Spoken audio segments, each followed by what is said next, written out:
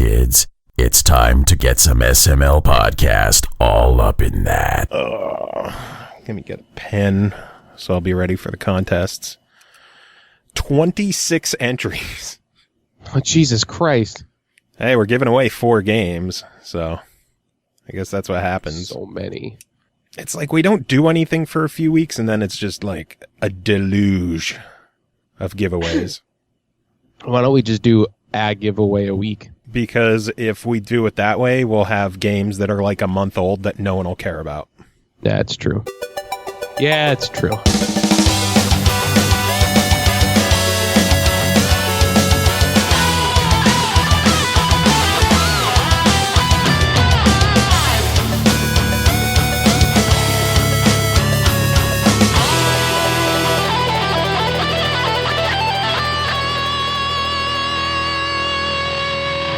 Right, I'm putting the chips away. I was hungry, I'm sorry.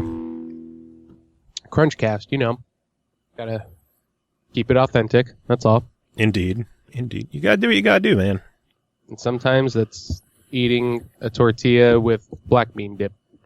All right, so now are you ready? Yes, I am. Now that you're done crunching? Yes. Cool. What's up, everyone? This is the SML Podcast. I am your host, Joe. Joining me, as usual, is Chris Huber. Chris, how you doing? I'm doing well. I got 2 new Wiimotes and Mirror's Edge Catalyst from GameStop today. I got 2 Wii controllers because I set up... my roommate had a TV that he wasn't using, so he set it up in the one room, and I brought down all of my consoles and just set them all up, and I was just like, all right, guys, have at it. And they're like, oh my God, I don't even know what to do. Let's play Wii. Nice. And then it actually turned from let's play the Wii to, because I was showing them all the modifications that have been done to it. You're welcome, by the way. Thank you.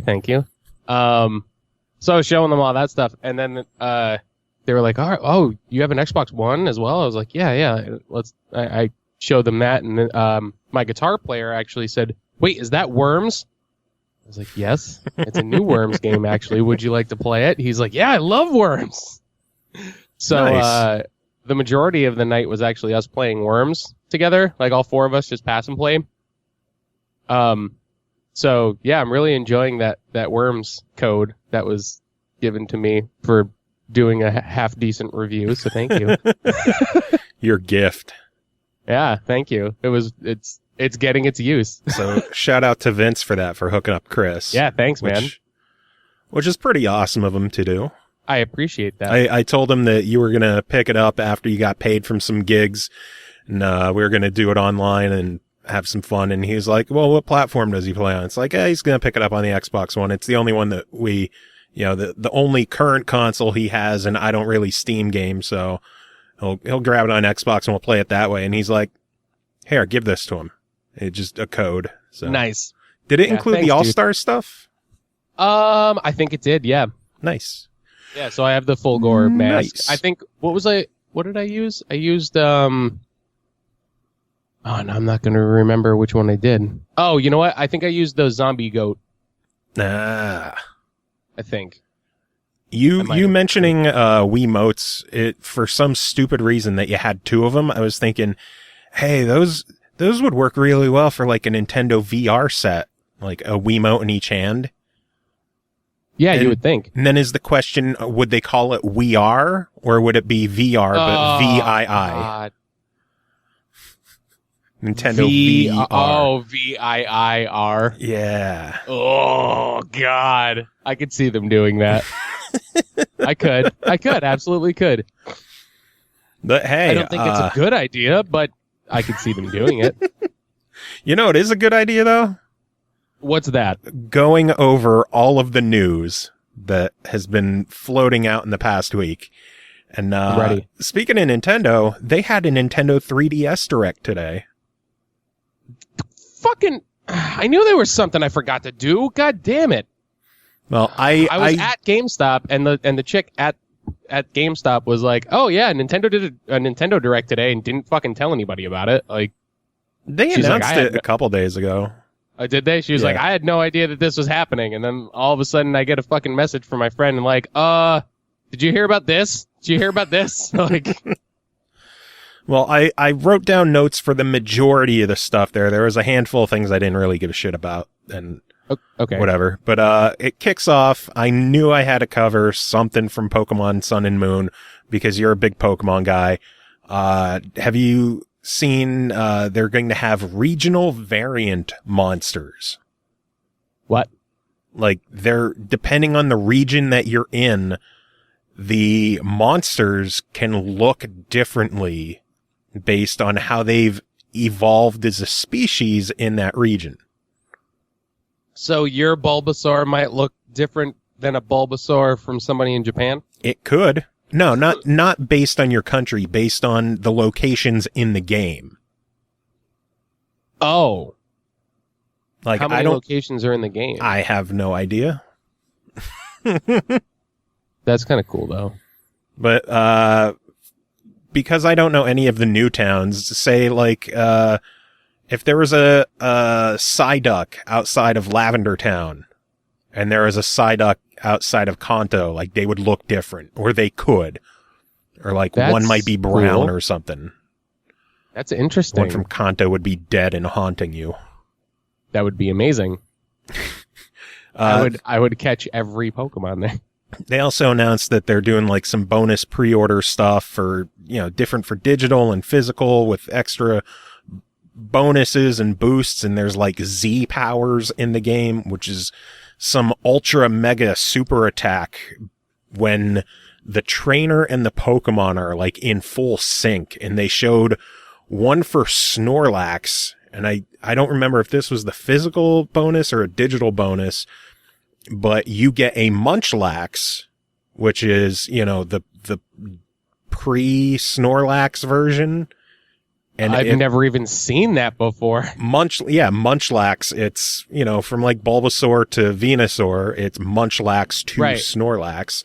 And if you evolve it to Snorlax and then use this Z power thing on it, it does like some, like the Snorlax wakes up, its eyes glow red, it jumps up in the air and it fucking pancakes you. That's or amazing. The enemy, and they're like massive damage attacks. Huh. Well, this is cool. Yeah. I'm pulling up the video right. Oh my god, that's loud. Jesus Christ. Whoo. Wow, that is fucking loud. Are you okay. Are you pulling up the whole direct? No, just the video. Okay. Just good. the Pokemon one. Okay. I'm seeing what you're saying about like the different, like this is showing Rattata and it's like it's a black Rattata with like that's really interesting. Yeah, they showed dude, that Raichu Z move is awesome. He fucking uses his tail and he's like surfing through the air. That's sweet. The fucking Munchlax or the Snorlax one is pretty baller. That is really, really cool. Oh, okay, so a special gift for purchasing early, you get the different. All right, yeah, here's the Munchlax one. Yeah. Oh, that's fucking. And then of course, some big news: Mario Maker is coming to the 3DS. Oh my god, no! It's releasing December 2nd. Okay. It has 100 built-in courses made by Nintendo. You can download courses that were made from the Wii U, although they said not all courses will be available, like some of the more demanding courses won't work. But given there's like 5 billion courses on there, you'll be okay. Holy shit, man. That's like the best portable option ever. Yeah. Everything works on the Wii, from the Wii U version on the 3DS, except the mystery mushrooms are a Wii U only thing. So like the mystery costumes you could get. That's fine. I'm okay with that. When you can create courses, clearly you could create them on the 3DS. You can even collaborate with someone locally. Oh, that's sweet. The downside really is cool. You cannot upload those courses online. Oh, that's a bummer. The only way to share courses from the 3DS is either share them locally, person to person, or via Street Pass. Oh, that's interesting. So that gives you more of a reason to Street Pass, because then you could just get new levels for Mario Maker. Yeah. So that should be pretty neat. they announced that of all games, Animal Crossing New Leaf is getting an update. Yeah. So a Fuck 3-year-old yes. game is getting an update which enables amiibo support. What? Yeah, what is it doing? They're going to have another Animal Crossing direct later on this year, but it's going to add, you can use the Animal Crossing amiibo, you can use the amiibo cards that they've done, and they said even other select non-Animal Crossing amiibo will work. So who knows what they're doing? And then they're going to re-release the game with the update included and all that fun stuff. Oh, can't they just make a new one? Like, can you just do another one? I want a new one. Maybe for the NX. They fucking better. Dude, Animal Crossing is the highest thing trending on Facebook right now. In my surprised. gaming, in my feed. Holy shit. Yeah. The Me Plaza is getting an update to speed things up. It adds a quick plaza mode, which, adds more icons to the bottom, and it just makes everything move quicker overall. Okay. There's a new game pack out, how you can have like the little mini games for the Me that you run across. There's 5 new games. How, 5? Yeah, they're $2.99 each, and they are Slot Car Rivals, Market Slot Car sounds Crashers, awesome. which is like a stock trading thing, Feed Me, which looks like kind of like a Cooking Mama style thing. Oh, I thought you were going to say like Tamagotchi, which would be fucking amazing. Me Trek, which is you play it based off of your step count. Okay. Which is pretty neat. And then Ninja Launcher, which is like shooting me out of a cannon. What? I'm going to watch it later. Yeah. Okay. To entice people to grab them, you can have your choice of either Market Crashers or Slot Car Rivals for free. Slot cars. Yes, that's the one I picked. I don't have the 3DS one anymore. And again, you can buy the rest for $2.99 each or $8.99 for the bundle. So you're basically getting 5 new mini games for $9. Damn. Considering the last ones were $5 each. Yeah, they were. Yeah.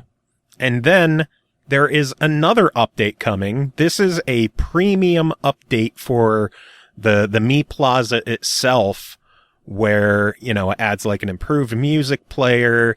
It adds birthdays to the Me that you run across, and you could earn the tickets, like the gift coupon things for whatever. Oh, cool. Through the birthdays. And then, what's the limit? 10 that you can meet in Street Pass? 10. How about 100? Yeah!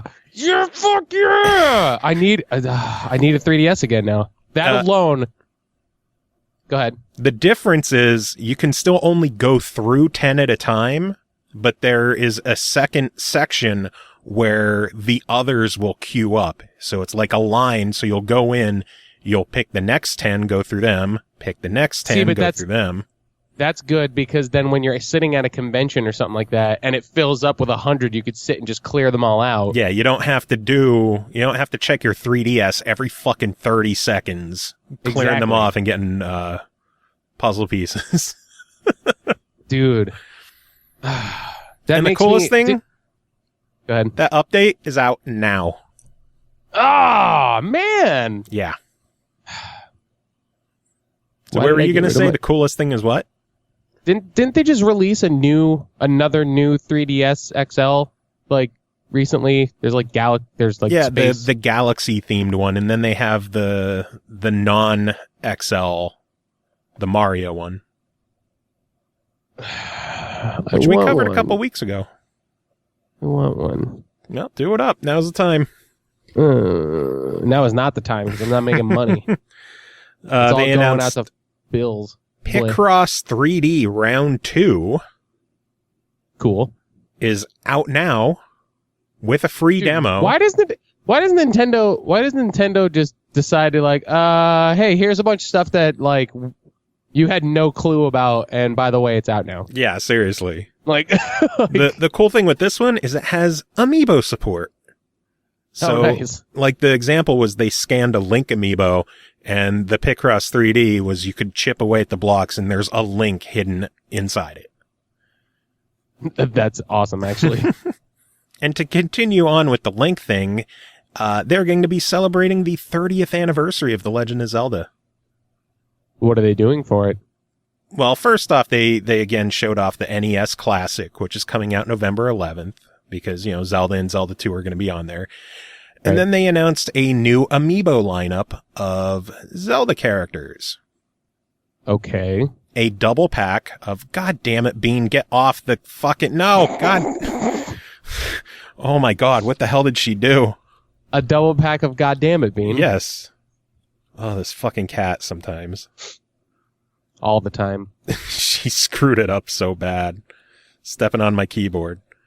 Oh my God. Jeez. All right, okay, I'm back. Zelda 30th Anniversary Amiibo lineup. There is a double pack of Toon Link and Toon Zelda from the Wind Waker. Okay. An Ocarina of Time Link. Okay. And then an 8-bit Link.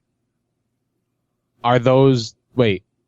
So it's the 8-bit and the Ocarina of Time are bundled? No, they're sold separately.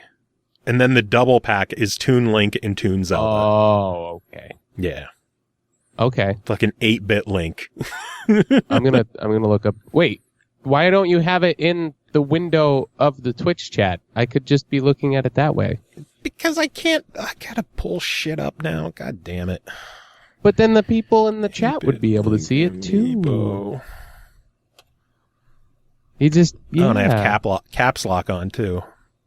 Even times. better. It'll be bigger. It'll be a larger picture. No, that's a custom one. Gotta find this shit. God. Well, I mean, how could you tell me these Damn things it. and then not expect me to want to see it? God damn it, Chris. I'm just saying. God. I'm just saying. God damn it. Shion's in the chat. How you doing, girl? Hey, yo. Move over. Thing. There you go. There's going to be a delay, so obviously, like, you might get a delayed reaction, but okay. And now Firefox is like, we gotta think about things. There it is. We'll get there eventually. No, we won't. The giant white screen. Did it show up for you yet? Oh, there it is. Oh, what the fuck's wrong with his face? It's 8-bit. No, like, I mean, did they give him a nose? Is that like... That's the fucking thing. Looks like it's raised up. It's weird.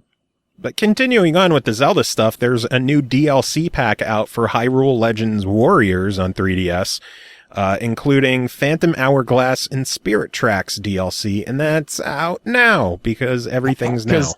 Because everything's now. Thanks, Nintendo. Yeah. Then they jumped onto some RPGs. They confirmed that, Dragon Quest, which is coming out the 16th, Dragon Quest VII, is being completely remade from the ground up with tons of new content, which I'm excited about. It's not just a port of the PS1 version. And then if you pre-order it digitally, you get a free 3DS theme. So I might go digital for that one. Yeah, somebody told me that they're trying to entice people to do digital with certain stuff now. Yeah.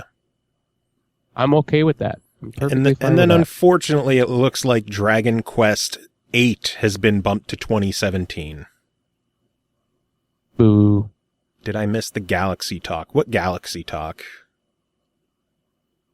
Like there was no the Galaxy 3DS system? Like that's been out. So I don't know. Ever Oasis is a new action adventure RPG coming in 2017. They mentioned that the director of the game is like the guy who created the Chocobo and the Moogle and has been behind the Mana series. So so he likes cute stuff? Yes. So it should be pretty good. Okay. Yoshi's Woolly World is coming to the 3DS. Yeah, I don't know why that wasn't on the 3DS before. February 3rd of next year, they're going to have new Poochie stages and 30 stop-motion animated shorts included in it. That could be good. And then they're going to have a new Yarn Poochie amiibo. I like the Yarn amiibos. I know. I'll probably get that one. Mario Sports Superstars is coming to 3DS spring 2017. It includes soccer, baseball, tennis, golf, and horse racing. Sorry, what was that last one? Horse racing. Ponies. Yeah. Yeah, I don't get it. I don't know. It's going to feature full single-player tournaments as well as local and online multiplayer. My concern is, like, the thing I loved most about Mario Golf, Mario Tennis, stuff like that, were the goofy-ass story modes. And I'm thinking that this is just going to be, like, the sport and not really any of the goofiness. But I don't know. I mean, I don't know. It's probably going to be slightly dumbed down. Think of it almost like the Wii Sports, like the 3DS Wii Sports. Kind of. And then I'm, like, the bummer for me, the soccer that's in there, they said that it is full 11-on-11 normal soccer. Like, it's not Mario Strikers. Oh, it's not the 3-on-3, like... Mario Strikers was so fucking fun. Yeah. I always liked their versions of the sports games. Yeah. And then the final bit of news on the Direct is that there is a new Pikmin game coming to the 3DS. Next 3DS year. Pikmin? Yes. Cool. It is going to be a 2D side-scrolling adventure platformer. Okay. And it looks really, really cool. It basically takes all the puzzle solving of Pikmin and puts it on a 2D plane instead of like an open exploration thing. Interesting. That's kind of cool. I can get behind that. Yeah, so tons of Nintendo news. Tons. Oodles and Lots noodles. Lots of Nintendo stuff. And since we talked about Nintendo, there's one other little Nintendo thing. The one game we covered a while back called 3 Souls on the Wii U. They actually released a new patch for the game that addressed a handful of the issues that we covered on the show. They have a rush respawn that makes it quicker to start over from where you were instead of having to restart the entire level, which is good. Okay. There are, they have gameplay balances and stuff like that. Frame rate for the ventilator shafts have been fixed. And they removed trial and error things. So any platform, path, or puzzle always has a clue instead of just guessing. So it looks like they're working to make a better experience. And considering it's supposed to be a trilogy or episodic, I'm excited that they're making improvements and steps to make it a better game. Well, I would hope so as well. I think at this point, like, any game that gets released, it's going to need some sort of maintenance afterwards. Yeah. Because they're not gonna, like, not everybody's finding everything out about their games anymore when they're released. Yeah, true. So, it's really just a matter of, like, I guess, like, just damage control after it's released. And figuring out, like, oh, that really didn't fucking work. How can we fix that as soon as possible? True. So how about we move on to PlayStation? How's that sound? Sure. PlayStation Plus lineup for September has been announced. And it's I saw what one of them was, and I kind of giggled. It's a pretty solid lineup for the most part. PlayStation 4 is getting Lords of the Fallen. Which we already got. And Journey. Okay. And of course, PS3 is also getting Journey because cross-buy. In addition, PS3 is getting Prince of Persia: The Forgotten Sands, kind of old but cool. Decent, and Datura, which I've never played, although it's an older game. Don't even know what that is. And then the Vita is getting Badland, which is also going to be on the PS3 and PS4, so fun for everybody, and Amnesia Memories. Amnesia? Yeah. On a Vita? Yep. Interesting. Good times. Well, I mean, I kind of I laughed at Lords of the Fallen because as soon as I saw that, I was like, we got it first. I was like, hey, now already... everybody gets it free. Yeah. So there's no excuse not to have a Dark Souls-esque type of game in your lineup. Very true. Because now you should just have one for free.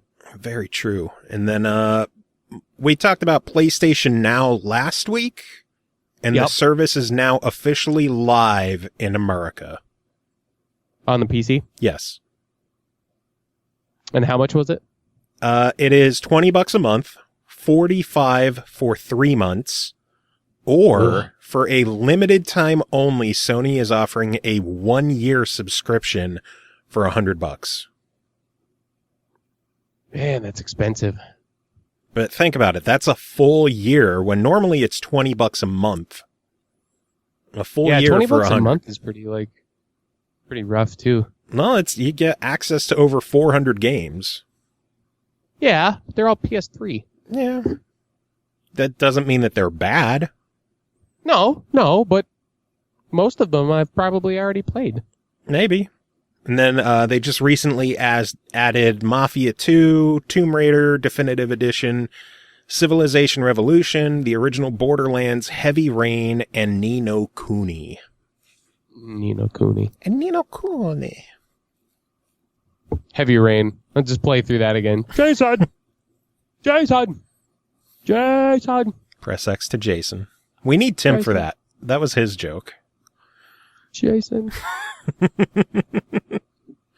And then why not? Let's jump on to Xbox news. How about that? Sure. Forza Horizon 3 has gone gold. So wait. Oh, so it's already in print. Yes, so it is done. It is on track, and they are including the Halo Warthog. I saw that. I was like, yo, when I was in GameStop today, I was debating when I had that coupon because it was buy two used things, get one free. I was going to get Horizon 2 again for myself, but then I was like, oh, wait, Horizon 3 is coming out really, really soon, and Horizon 1 is backwards compatible now, so I'm like, I'll just play Horizon 1. Yeah. But I saw the poster with the Warthog on it, and I was just like, oh, man, that's going to be a lot of fun. And then, since you mentioned, I can mod the shit out of it. Since you mentioned Forza Horizon, not only is that officially added to the backward compatibility lineup this week, and it's free as games with gold right now. There was another edition, Castle of Illusions, starring Mickey Mouse, which, by the way, if you are listening to this live on our Twitch stream, it is being delisted for sale tomorrow. Oh, yeah, that's right. So I gotta you look have at that. 1 day to buy this game before it's gone, because I guess Sega is losing the rights for it. So if you're listening to this, there's a chance it's already gone. So what's the name of it again? Castle of Illusions, starring Mickey Mouse. Castle of Illusion. And then it's gone forever. Starring Mickey Mouse. It got a 9 out of 10, dude. It's a good game. God damn. Yep. And then Plants vs. Zombies Garden Warfare 2 is officially in the EA Access vault. Which one? Garden Warfare 2. Oh, fuck. All right, cool. Yeah, I'm going to have to update my... Damn, I'm going to have to do that. I should have did that when I was at GameStop. And then one more bit of Xbox news, not good news, but allegedly the Xbox Japan website no longer lists Kingdom Hearts 3. So people are speculating that they're wondering if the Xbox version is getting scrapped or what's going on. That's not good. Yeah, that'll be a bummer. But who knows? Might just be a glitch, or it's possible it might only be a Japan thing, because it's still listed in other regions. Maybe. Possible. So. Yeah, let's jump to some Ubisoft news. Okay. We'll start off with the bad news here. They are shutting down the servers for a whole bunch of games. Which ones? Let's start with the free-to-play games. Ghost Recon Phantoms is getting murdered December 1st. That game was fun. Tom Clancy's End War Online, October 31st. Might and Magic Duel of Champions, October 13th. And the Mighty Quest for Epic Loot is going to be killed October 25th. No, I still play that once in a while. Well, you got about a month and a half to play it. Oh. And then some console games are getting murdered as well. Ooh. Might and Magic Duel of Champions Forgotten Wars, which that's like a card game, isn't it? I think so. I'm not sure, actually. Tom Clancy's Hawks 2 and Ghost Recon Advanced Warfighter 2. Okay. And then Call of Juarez The Cartel and Call of Juarez Bound in Blood. Okay, I could see that. And for the majority of those, it's just like the online multiplayer stuff is gone. But I think Might and Magic Duel of Champions, like that might be completely murdified. Gone. But it's not all bad news for Ubisoft. It has leaked out that the Assassin's Creed Ezio collection is going to be a thing. Oh, that's cool. So it's going to be Assassin's Creed 2, Brotherhood, and Revelations, all bundled together. All the games will be 1080p, 30 frames per second, and it includes the DLC for all three games. That's awesome. And that's not all. Okay, what else? Assassin's Creed Lineage and Assassin's Creed Embers movies. I heard that they're doing movies. They already announced that they were doing the first one. I assumed that they were going to do a trilogy, so. Well, Lineage and Embers, I think, are both animated movies. Really? Yeah. They do animated movies? Yeah. Like this isn't the one with Michael Fassbender. Oh. Yeah. I didn't know they had other ones. Supposedly going to be a full price, like $60, but again, you're getting 3 games, all the DLC, and 2 movies. So I could kind of see $60 for that. Yeah, sure, I could see that too. Yeah. So I'm currently buying Castle Evolution. Nice. Then one final bit of news that I have. You mentioned this last week. The Duke Nukem teaser has been discovered. Okay, what is it? Duke Nukem 3D World Tour. What are they? It is a remix/remaster of Duke Nukem 3D, developed by Nerve Software. My body is ready. Yeah, Nerve Software. They worked on Doom 3, the Doom 2 XBLA port, 007 Quantum of Solace, Enemy Territory, Quake Wars, Singularity, a handful of Call of Duty titles they've worked on. I'm pretty excited. So, should be a pretty solid experience. When did they announce like a date or anything, or no? It's just happening. Yep. It's a thing that's going to be a thing. Well, I cannot wait for that thing to be a thing. I am excited for that thing. Indeed. So what do you think? Do you want to give away some games? Yeah, I suppose. We can give people stuff. Want to do giveaways? Giveaways? What do you want to start with? We have codes to give out for Kill All Zombies from Digerati Distribution and Beat Shapers, Unravel, Obliteracers from Deck 13, and Nightmares from the Deep 2 from Artifex Mundi. Let's start with Artifex Mundi. All right. We have 1, 2, 3, 4, 5, I believe, 5 entries for that. Let me check my codes. We got 3 copies to give away. So 2 losers. Yep. Let's start from the top here. Joe Carter writes in, J-O, not J-O-E. Hi, I have a serious love for these games, especially because everyone so far on the Xbox One has a female lead character. It makes me happy. Would love the opportunity to win this one. Thank you for running these competitions. Female lead power. I'm writing down Nightmares from the Deep. Nightmares. Come on, pen, don't be a dick. Next one. I don't know why you just don't type. Because it'll be all like clicky and shit. Plus I have cats who like stepping on things. Yeah. Ricardo Souza writes in, I love Artifex Mundi games. My last one is Grib Legends. I would love more puzzles on my Xbox. Thank you for the chance. Ricardo, Artifex fan. Next one is from Nicky Baby 19, our SML winner. Who says, I would love to play this game. I enjoy point and click games, and I've bought and played all the Artifex games available on Xbox One so far, so I'd say I'm a fan. Also, I love hidden picture puzzles and how they make me feel like a dumbass when I sit there forever trying to find something and finally find it and how obvious it was. Good times. As always, thank you for the chance. You rock. Fan/ass kisser?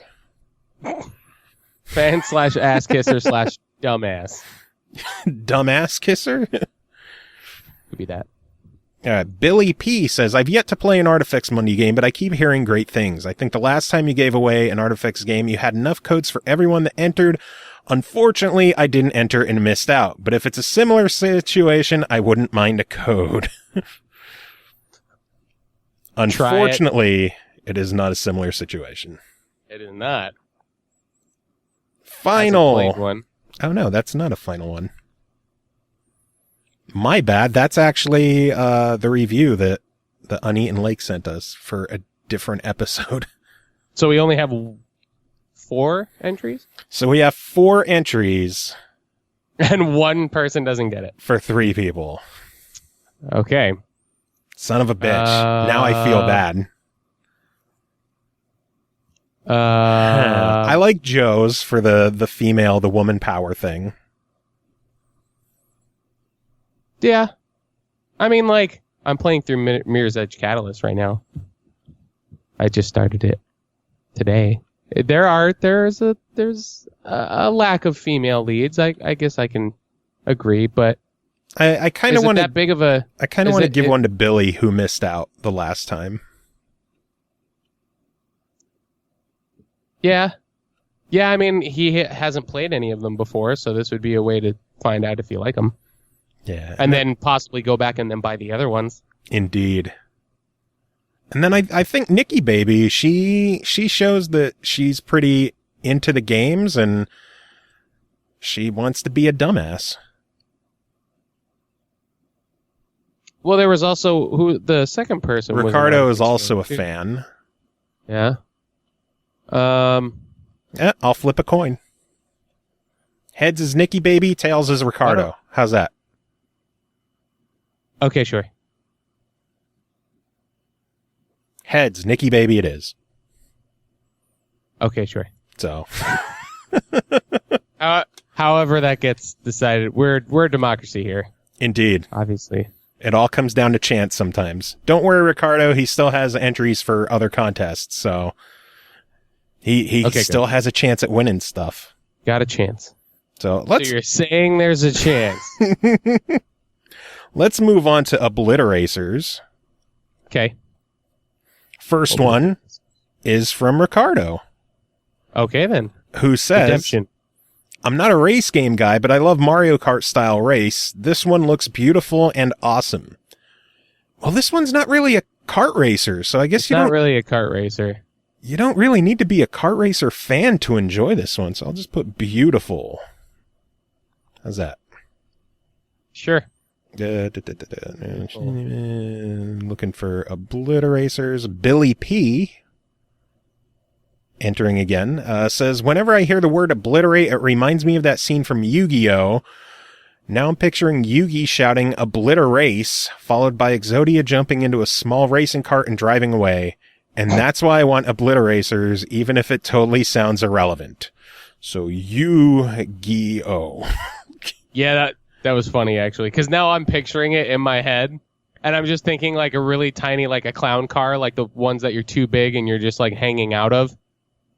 And he's just like, just like driving around. It has been brought to my attention I didn't mention how many entries for Obliteracers. I believe we have 6 and we have 3 codes. Okay. So there's the information you are requesting in chat. Yeah, you should be on top of that stuff. Next up is Nikki Baby once again, who says, I would love to win this game because I hate racing games. And I heard it's not really a racing game. You just beat the crap out of people while driving, which sounds like a ton of fun. At least that's what I was told. P.S. I want the Yarny. You're not getting that. As always, thanks for the chance. Yarny. So, hates racing.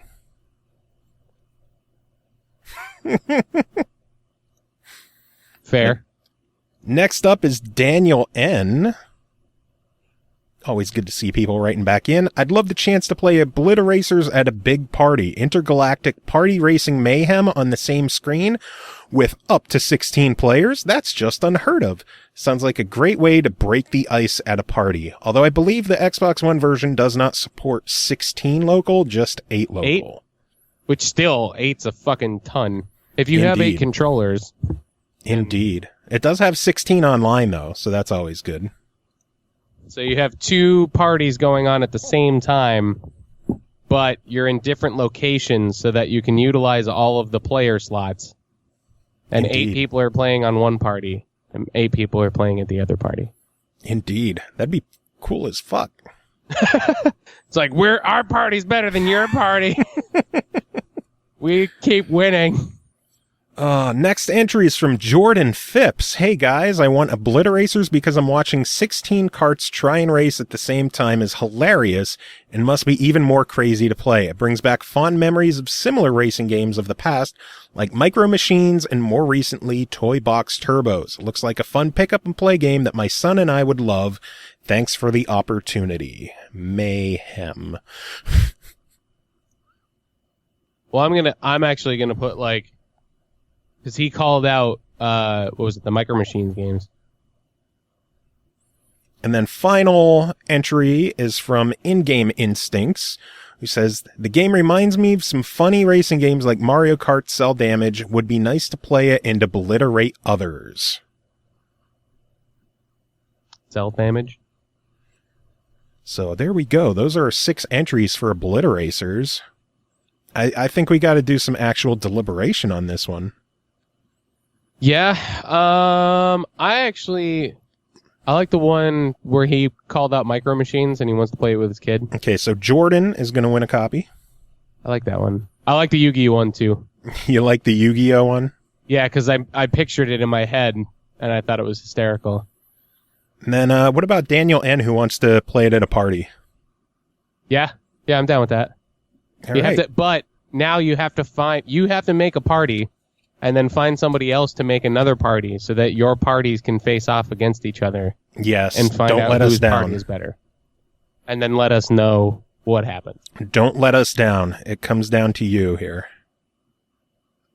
So there you go. There's our 3 winners of Obliteracers. Let's move on to Unravel. What do you think? Sure. There's probably a million for this.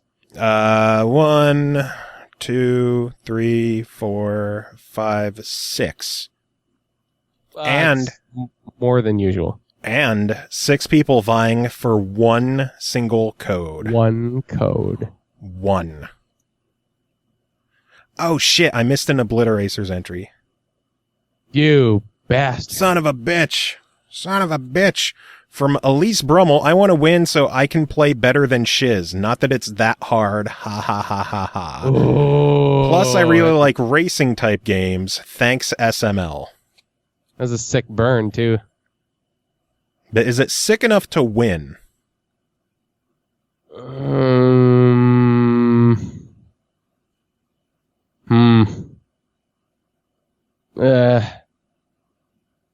I don't know. I think I might have picked it. I probably would have picked it. Over which one?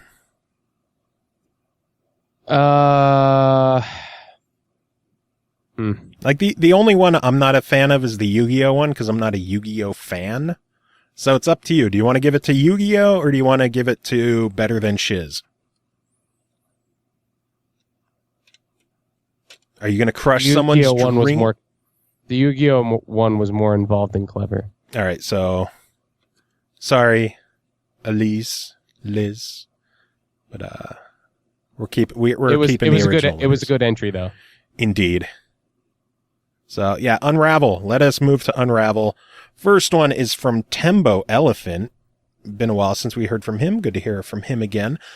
I'd love Unravel because for as long as I can remember growing up, my mom has been knitting me scarves. Pictured are two of the most recent ones for this upcoming winter to wear, along with a bunch of other things like blankets, hats, etc. I would love to have this game to show my mom how far games have come since the old 8 and 16-bit games she would buy for me when I was younger, and how cool it is that someone made a game where yarn is the central focus and character. Grandmother? Oh, Lily in chat. Oh, God. Sorry, Lily. I feel bad.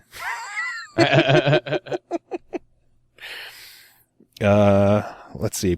Just put Mom on that one. Mom. Next up is from Jake Benlier, who says, I think the moment you put up your tweet for this giveaway, you knew I was going to enter. If you're currently confused and asking yourself, why would Jake enter? The answer is simple. You've done a giveaway for a platformer. Back to the topic, though. Why do I want it? Again, like with most of my emails to you lads, I'm mainly here for the challenge these games provide when it comes to platformers, and story when it comes to RPGs. Unravel looks like it might be a combination of both of these themes, achievement for completing all the levels without dying, etc. I'm getting some Ori and the Blind Forest vibes, although that may just be me. I think the funniest thing here, though, is that I swear every time you guys do a giveaway for a game, it's always a game I have some form of history with. If truth be told, I was planning on getting Unravel at some point anyway, but free is the best possible price, right? Oh, and I'm not lying about planning to get Unravel. He includes a picture. What is the picture? Are you putting it up on the Twitch? Yes. Says, you know diss jokes, though. I sent him a tweet asking if he has anything in mind. Why do people type like that? Anyway, you buying Unravel since it's on sale? Got quite a lot on my plate at the moment. Might give it a pass. So he might have given it a pass with it being on sale. Anyway, he finishes, although that was back in May and it's now August, nearing September, I would say I now have a lot less on my plate. The question is whether or not you're willing to fill my plate. Was going to drop an Oliver Twist, can I have some more reference, but couldn't word it right. It's a good opportunity missed. Anyway, good luck on the giveaway. I look forward to the next platformer RPG one you guys do. Platformer plate. Platformer plate. Next one is, from Mr. Zachary Lyons. Zach Lyons. He says, you guys are giving, all caps, by the way, you guys are giving away Unravel. Holy shit, I want it. And then back to normal text. I had every intention of grabbing it as soon as it came out. Ever since Martin Salin went on stage and introduced the world to Yarny at E3 last year, I was crazy into it. The look, the atmosphere, even Yarny's adorable social media presence. All amazing.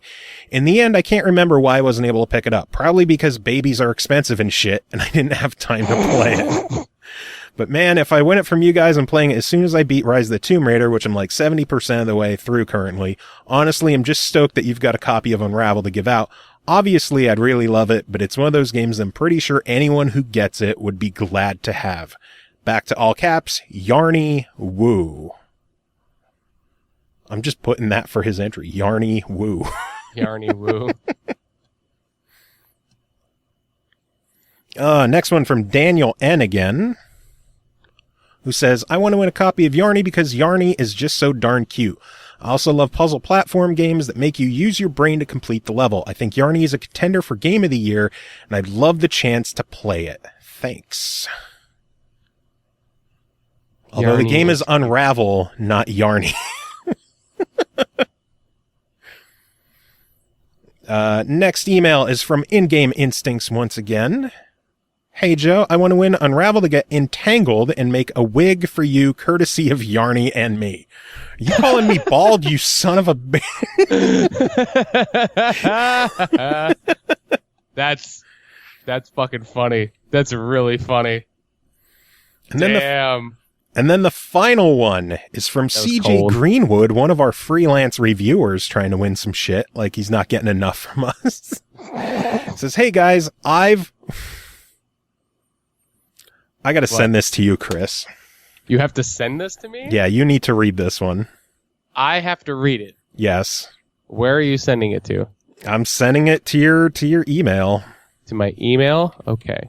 I forgot about this. He said that he needed you specifically to read this entry. I don't see it. Did you send it already? I just sent it. Oh, there now. it is. Okay. I got it. Hold on.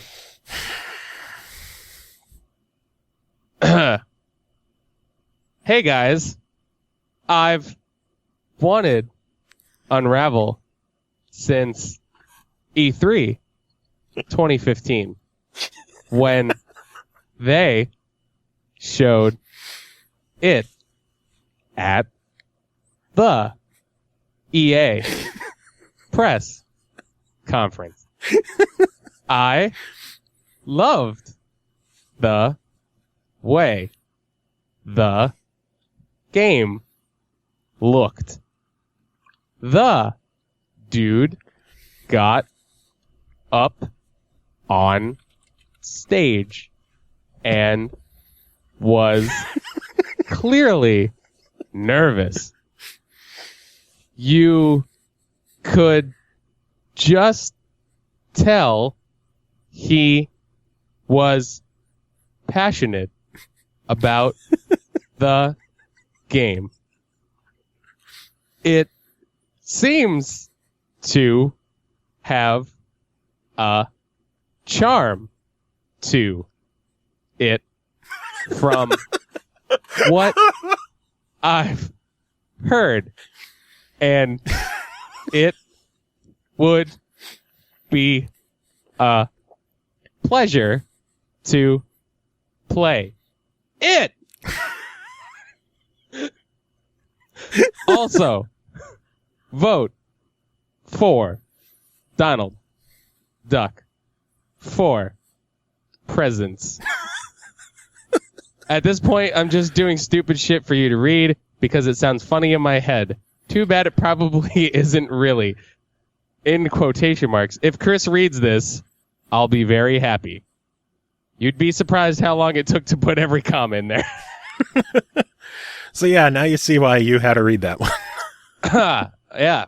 Well, hope that was entertaining. Oh, it was. My face hurts from laughing. Dude, I was just trying to focus in to not crack up. Cause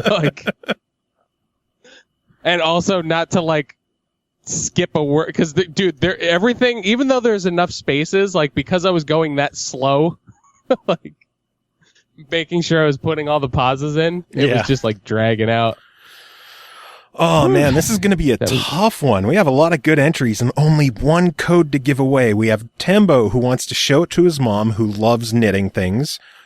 Jake, who wants to demolish yet another platformer, which, by the way, I told him that I wanted to see him play Binaries, which we did the interview for, and he shared a picture of him completing it, 1,000 out of 1,000, in under 6 hours. What the fuck, man? The developer, the guy who made the game, was blown away, saying it took him 40 hours when he himself beat the game.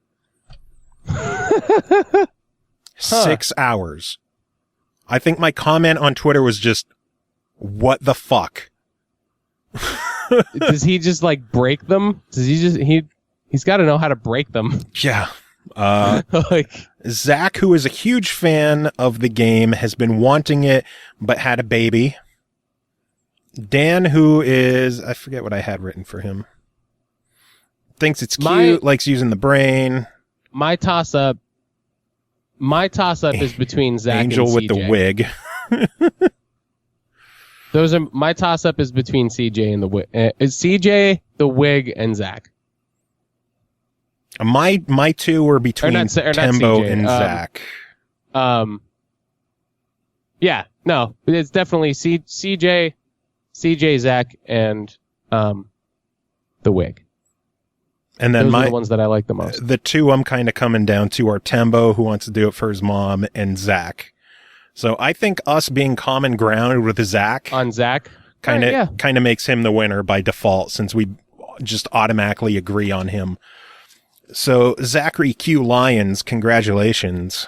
You are finally going to get your chance to play motherfucking Unravel. And massive there were so many good entries on that one. Yeah.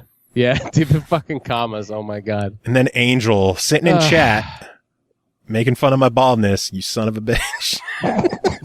It was I thought that was a very clever entry. You're just taking into personal experiences, that's all. Would you shit yourself if, like, they actually made you a wig out of yarn? That would be hilarious. That would be really funny.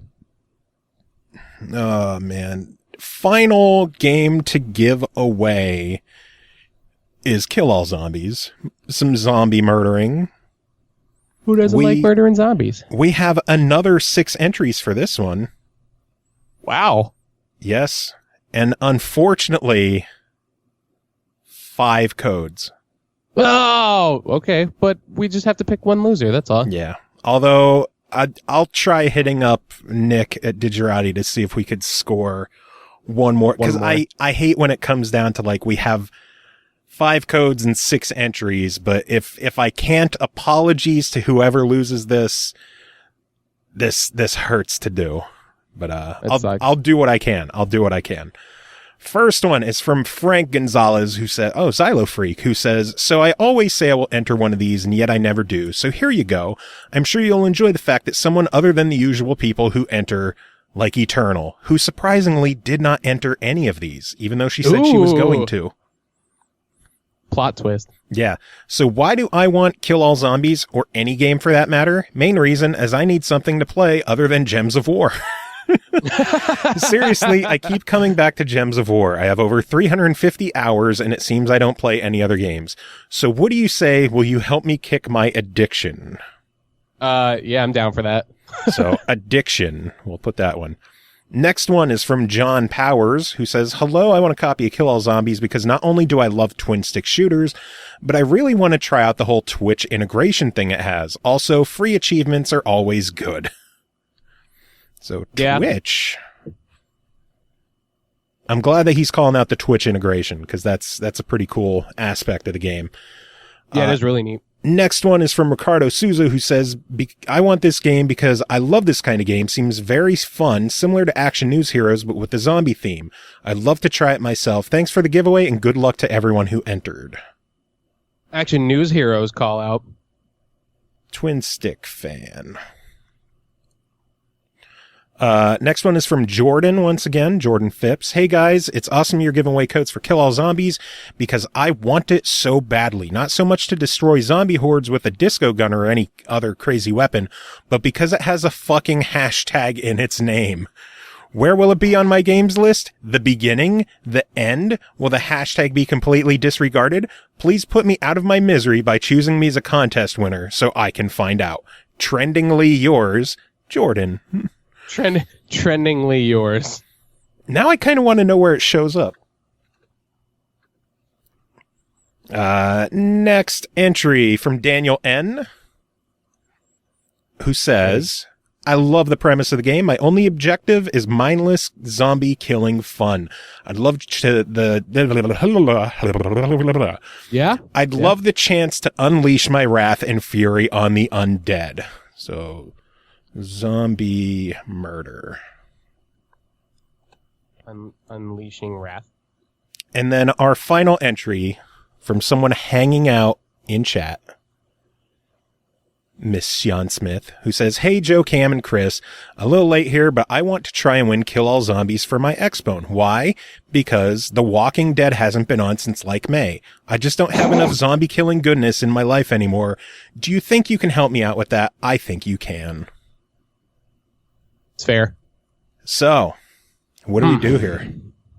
Trying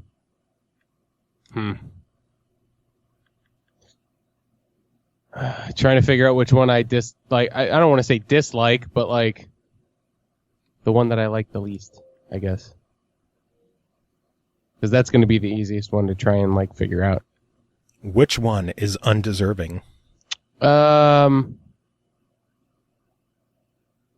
Unleashing Wrath, maybe?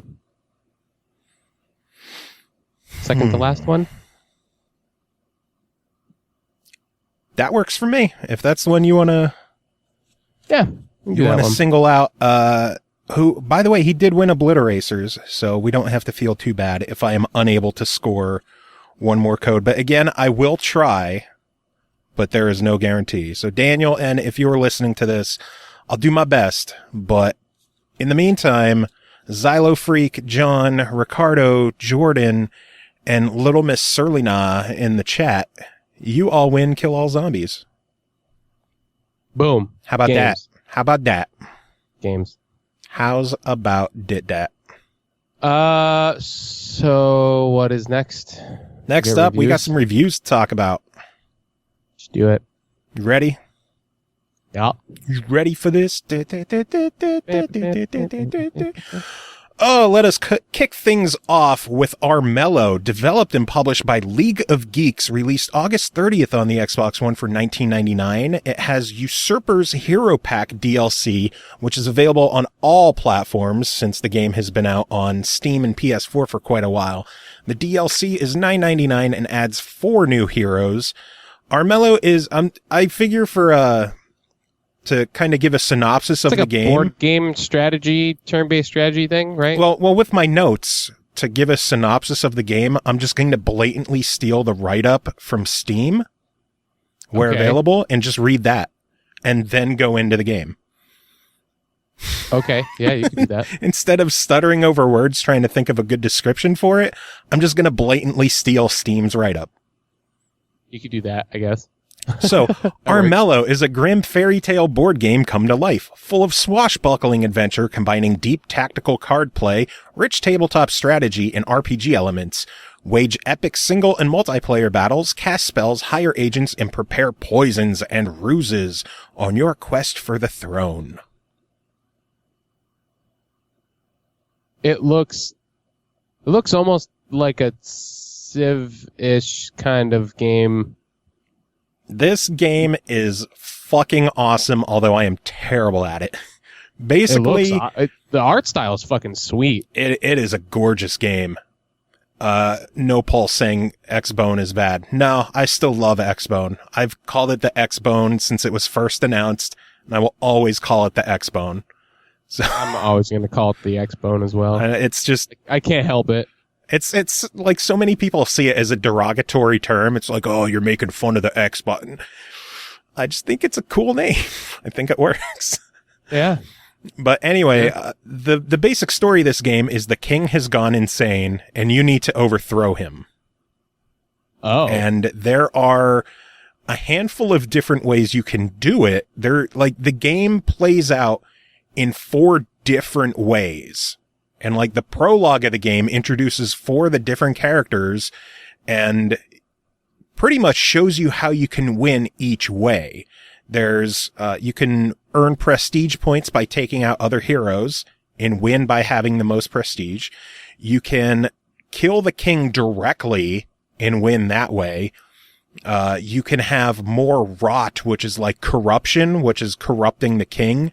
You can have more corruption than him and overthrow him that way. Or there are shine stones that you can get, which are kind of like purifying stones. And if you collect 4 of them and approach the king, it just like wipes him out. And then you take over that way without a fight even. Interesting. So it's like, it's Game of Thrones.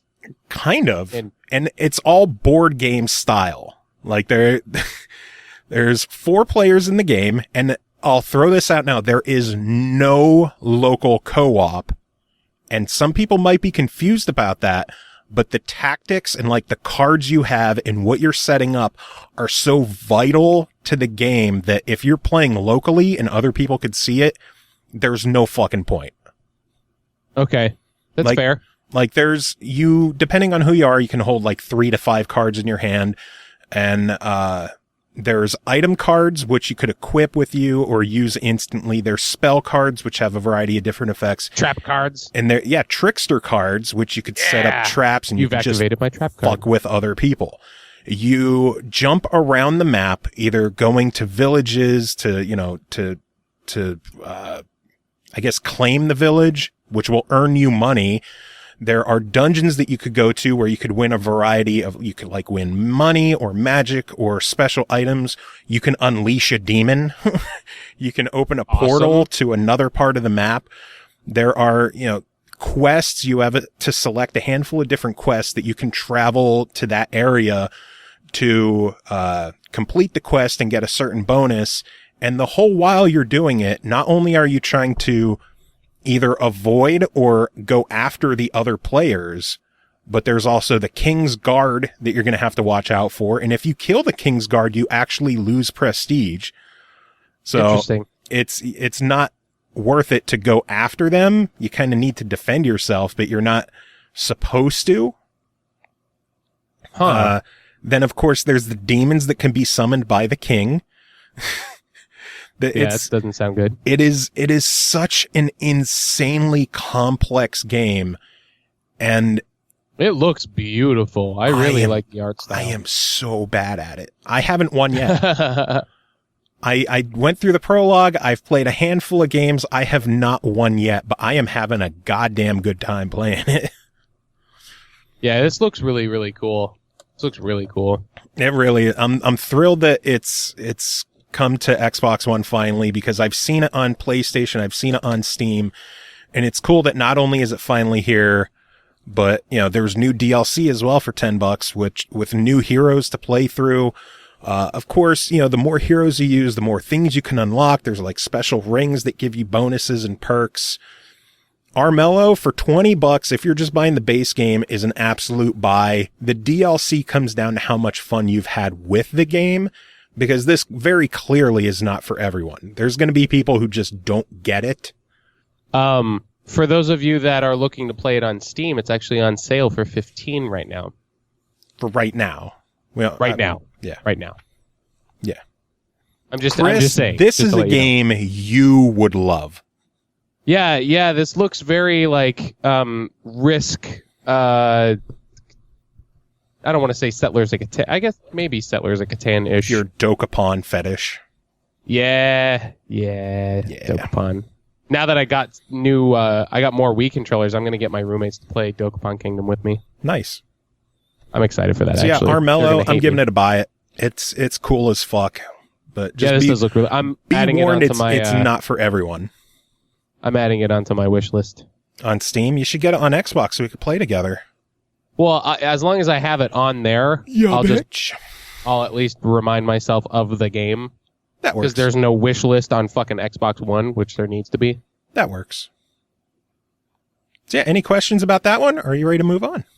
I'm ready to move on. Sounds it's a cool good. Game. Next game is called Talent Not Included, developed and published by Frima Studios. Released August 30th on Steam for $12.99. Set in the fantasy land of Not That Much Further, all one word. Talent Not Included tells the story of 3 actors ready for anything in order to give to the performance of their life, even if that means facing mechanical soldiers, animals, hard-headed monsters, as well as rotating cylinders at their feet. Break a leg, you'll need it.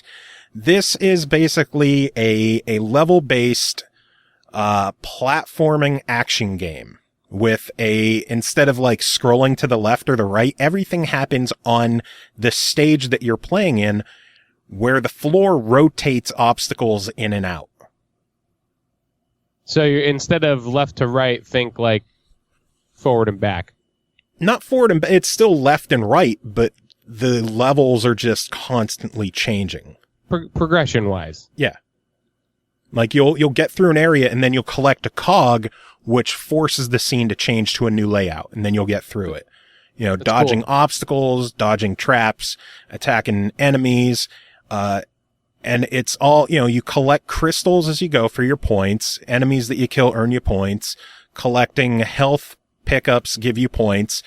And you want to try getting, not 3 stars, but like you win a different colored mask for how many points you have.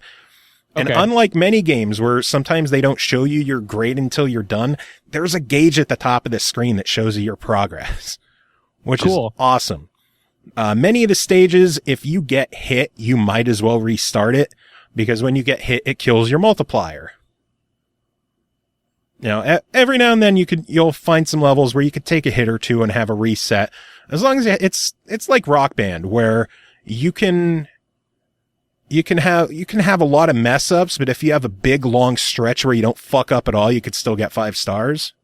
Okay. It's kind of like that. All right. So if you keep your multiplier high for a long enough stretch, you'll get it. And also you get bonus points based on your time through the level. I completed the first full act, which was 15 stages. It goes 4 stages, then a boss, 4 stages, boss, 4 stages, boss. The boss was the same each of the 3 times, but the level layout would change each time. Like he would get faster attacks, more involved attacks. There would be pitfalls that show up during the stage. And then in the second act, the game completely changed because you got a new hero with completely new abilities. Oh, yeah. Interesting. It's a really cool twist where it just throws a whole new hero at you and a whole new style to play. It adds things like jumping on bullets to use as platforming, which a little bit too precise for some of them, but it's really, really cool stuff. For $13, and I think it's actually on sale right now for the launch, another buy. $10.39. It's just a blast. It keeps things different. It keeps things fresh and evolving. The constantly changing layout of the levels is really cool. I'd like to see someone speedrun this. Like, this would be really cool to see at like SGDQ or something. SGDQ or something? Yeah, that'd be sweet. Yeah, this looks cool. And it's funny as fuck, too. Really good writing in the game. The trailer is I'm fairly certain I heard him say shit once or twice in the trailer. It's just a funny game. So, yeah another cool. buy it. Cool. Next one is called iZombie, developed and published by Awesome Games Studio, released August 31st on Xbox One for $3.99. Quite a different zombie game. This time you are the zombie. Command your infested comrades, fight your way to freedom, and let the zombie kind dominate the world. Oh, and you're able to create your own scenarios. Oh, cool. Basically, the way this works is you are a zombie, and everything is kind of level-based, where you're dropped into like a town layout. There's villagers that you'll come across. There are guards that you might find, and you have to infect as many people as you can. Oh, that's cool. And when you infect them, you command them. There's commands like follow me. Well, you don't individually control them, but you could issue commands like stop, follow me, or attack. And if you attack, you choose attack, they just go after who's ever closest. That is both good and bad because some of the guards in town are armed. They have guns. Right. And if you try taking them on yourself, they'll shoot the fuck out of you. Sometimes they seem like way too alert. Maybe I'm just used to some stealth games where you could like get right up on someone and they won't notice you. Where with this, like I'm half a screen away, trailing them, and they're like, oh fuck, he's behind us, shoot, murder, dead. Interesting. So they're almost like they have wall hacks. Probably. I wouldn't be surprised. They have wall hacks. The gameplay itself is really cool. It's kind of a mix between stealth when you're around the armed guards and just, speed running when you're next to villagers and you just need to get it done as quick as you can, infect them all and whatnot. Kind of like a virus where when you get one, it just spreads out to the other, like the one will attack one and then those two will attack 2 more and then those 4 will attack more. Yeah. And then you have to manage how how you approach those guards, because your final score, like the level, you are graded 1 to 3 stars based on how many zombies are remaining. So if you lose too many people, you won't get all 3 stars on a level. The game originally came out on the Xbox Indie Store way back when. Okay. And on the 360? Yes. Okay. And now it is here on the Xbone. Shout out to No Pulse. It is on the Xbone for $4 for how much content is in the game for only $4. I got to give it another buy it. Also, not to mention the fact that for those of you on Steam, right now it's $2. I think that's just the normal price on Steam. Well, it's $2 on Steam. Yeah. So if you're not looking to get it on your Xbox One and you want to get it on Steam, No Pulse, I'm going to have to stop listening. I won't say it anymore. Sorry. So yeah, I'm giving it another buy it. We're 3 for 3 so far. 3 for 3. Any questions from you, Chris, or are you ready to move on? I'm ready to move forward. Sounds good. Next game is called Hack, Slash, and Backstab, developed and published by Magic Spell Studios, which is made up of a number of students from the Rochester Institute of Technology, along with their, teachers and supervisors and whatnot. Released on Xbox and Steam August 31st for $4.99, Hack, Slash, and Backstab is a 1 to 4 player arcade dungeon crawler with a twist. Work together as a warrior, rogue, wizard, and archer to survive a dangerous world, but only one player can win. It becomes a fight to the death as betrayal and backstabbing become the tools of choice. This one was reviewed by our good friend CJ Greenwood. Chris, you are going to be reading this one, so what's CJ have to say? Hack, Slash, and Backstab is a randomly generated local multiplayer dungeon crawler where the whole point is to work together to get to the end of the dungeon and then fight each other to be the one who gets to leave. You have a choice of 4 different characters who all have different attacks. There's the wizard, an archer, a warrior, and a 4th guy that I cannot remember what he is called. But that doesn't matter because he is by far the most useless. Jokes aside, I don't actually remember what he is called, but he has a double-sided blade and his attacks are much less powerful than the others. The other characters are quite cool and unique. The archer shoots fire arrows and his quick attack, a more powerful shot that can be charged up to release more 5 arrows in a V pattern, B, and a dash that does no damage, Y. Now to get away from enemies. Now is a good time to mention that quick attacks do not hurt your partners. The wizard shoots small electrical bolts with limited range as his quick attack. His chargeable attack releases lightning bolts from the ceiling, and his dash also does no damage. The warrior launches little ice waves from his axe as a quick attack.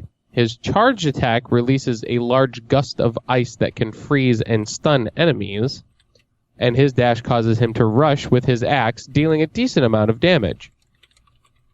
The art style is appealing. The enemies are cool looking, although there seems to be only 3 different common enemies: a spider, a big skeleton, and a small red skeleton. I like the way the dungeon looks. There's a lot of purple and gray. All the walls are stone bricks and the floors are stone hexagons. There are some breaks with purple ground lights or purple rugs. However, there is only one art style. Each time you play, the rooms look pretty much the same, just in different locations. The whole purpose of the game is local multiplayer with up to 4 friends. You can play it solo, but the difficulty will be too much to handle, especially considering bosses chase one team member so the others can shoot the boss.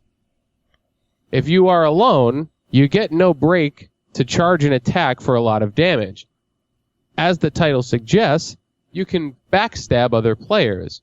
Friendly fire is always on, but you don't want to attack your team right away as you need help to get to the end. Once you get to the end, There is only room for one person to escape through the portals. The best way to stop your team is to backstab them.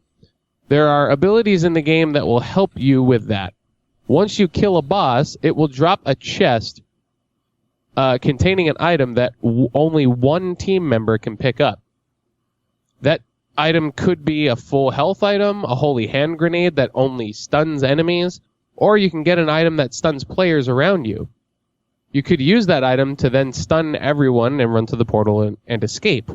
Or, if you don't have the item, you could simply charge attack your teammates. The bosses in the game are interesting, and each plays slightly different, although none of them are too hard with teamwork. However, yet again, variety is low. I only noticed 4 different bosses. Overall, for the small price of $4.99, I would buy it if you have friends willing to play it with you. It is fun with a quick laugh with some mates. I enjoyed the game. I thought it was fun. That's the one that you and I played together. Yeah. It was kind of tough. It was really tough, actually.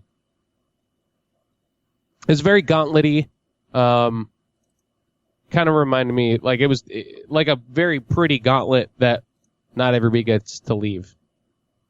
Yeah, for a team of mostly students, the fact that they were able to create and publish this game I thought was really cool. So yeah. I'm gonna agree with the buy it from CJ, and good stuff. Yeah, it does. Yeah, I enjoyed it for what it was. It was, like I said, it was very very much Gauntlet. So if you like Gauntlet, I would pick it up. Absolutely. Indeed. So the other 2 reviews are actually going to be put on hold for a minute because we have a guest ready to join us. Why don't we do that? Let us do that. Let me invite to group call. Waiting. Calling. Dialing. Hey! Welcome. We don't have to do video to the show. I mean, you could if you want. Yeah, I guess. I'm not going to. I'm not set up. Oh, my hair's not washed. My beard's not trimmed. It's okay. Me neither. I got a face for radio right now. Dude, well, I always have a face for radio. So joining the show at this time are our dear wonderful friend Nick Marinelli. Nick, how are you doing?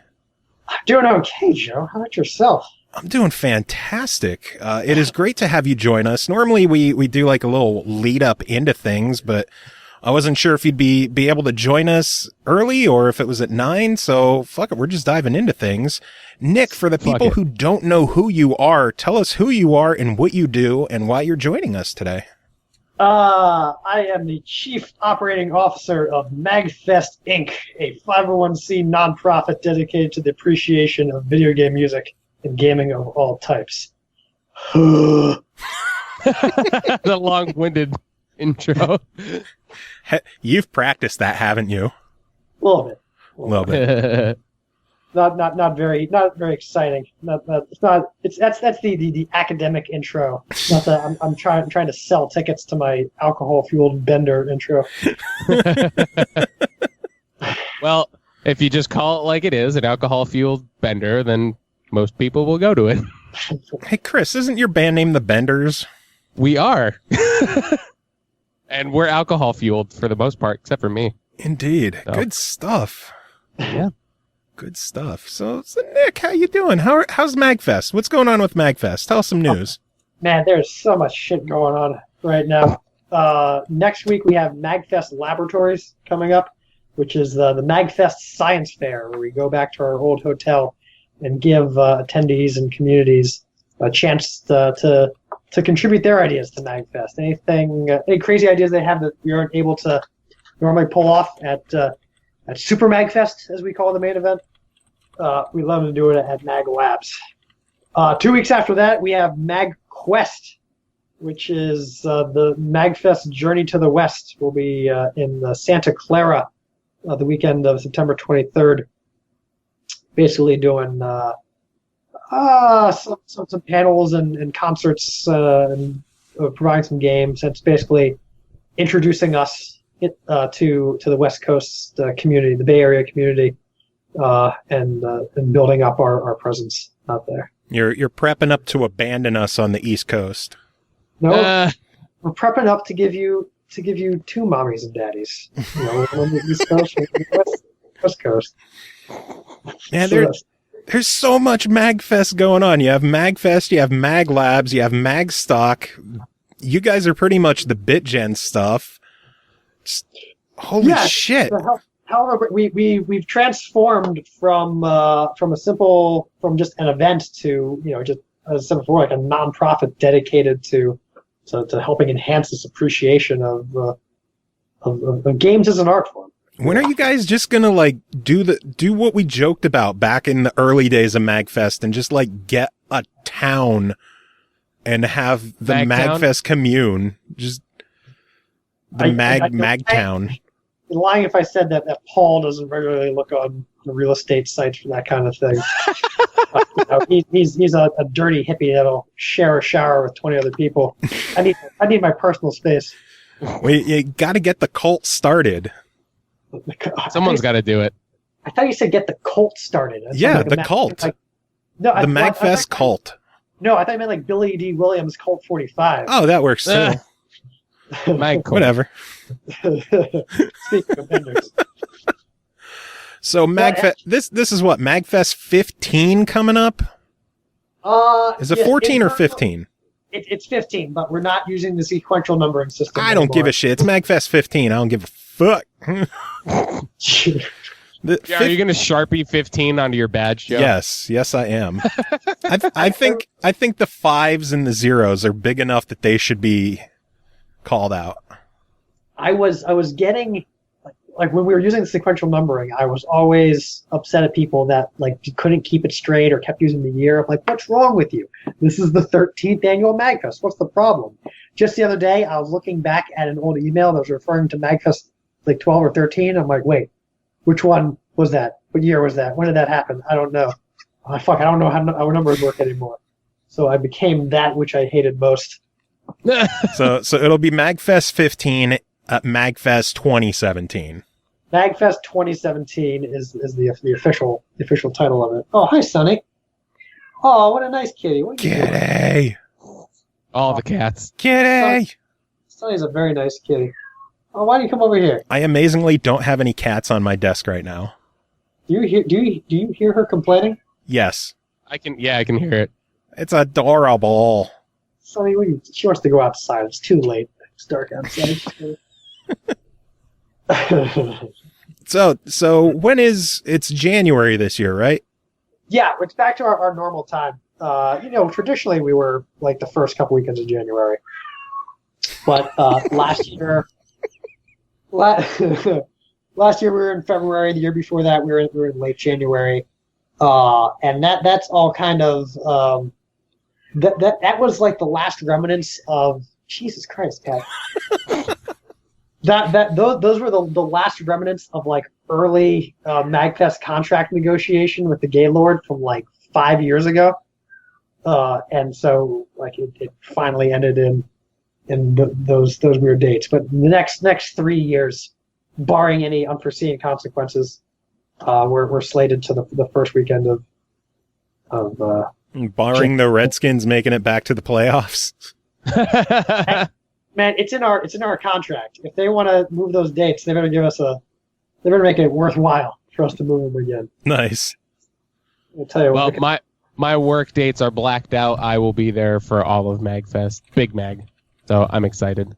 What a lovable lumberjack! I love it. I'm excited. He's not even a lumberjack. This will be what, your third one? Oh, is that? Oh, I thought that was Joe. This will be This will be my... I don't have a job. Bitch, please. Third or fourth? Something like that. Fourth? I don't... You were at 0.5 as well, so... I was at 0.5. Oh, that doesn't count.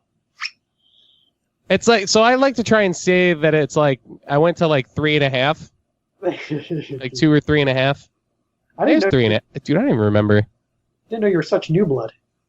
Yeah. I was very new blood actually, and it's completely from Joe. Yeah, he found out about MAGFest through the SML podcast. Oh shit! So now when people are picking their affiliation, you should just add the SML podcast. You know, you can put that in yourself. For all three of us who are going to select the SML podcast. Well, I'm going to look to see if anyone has selected that as their... I doubt it. Affiliation. I don't know. I didn't technically... I still got to finish my reg and stuff like that. I didn't know what to put for my affiliation I'm already since... technically still... Well, I'm still registered from the previous one from doing the Rock Island stuff, so I'm not... No, nothing. I gotta... One year, someone entered... the way it works is that you enter something in that field, and then it'll appear for everybody else from that point forward. So somebody entered Nick the Newbie's Red Hot Gay Porno Shack.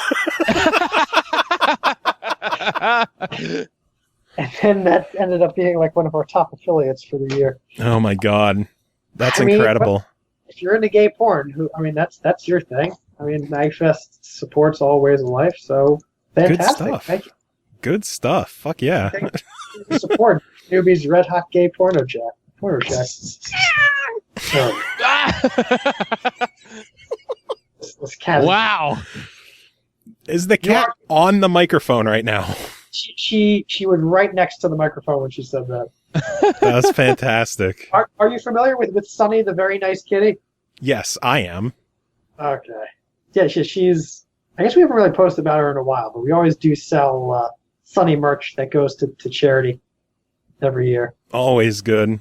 Didn't she have just stickers the one year? We've had a different sticker for the past 3 years. Hot gay porno. Meow. Chat. Yeah, Nick, if you didn't know, we are actually live streaming this on Twitch right now. Oh no, shit! Really? Where can I? Twitch.tv/the SML podcast. Can I get that the endless echo like that one the video of the guy watching his stream? Yes, no. I don't know. Will it pick up your audio? I guess it depends if your microphone picks up your audio, and then we'll say something and have your microphone pick everything up from then on. Remember that video where they go here, click this. Wait a minute. What happens if I play the? Oh my god! Oh my god! Oh my god! Oh my god! I like that video. It's a good one. Classic. Classic memes. Like Indeed. Classic.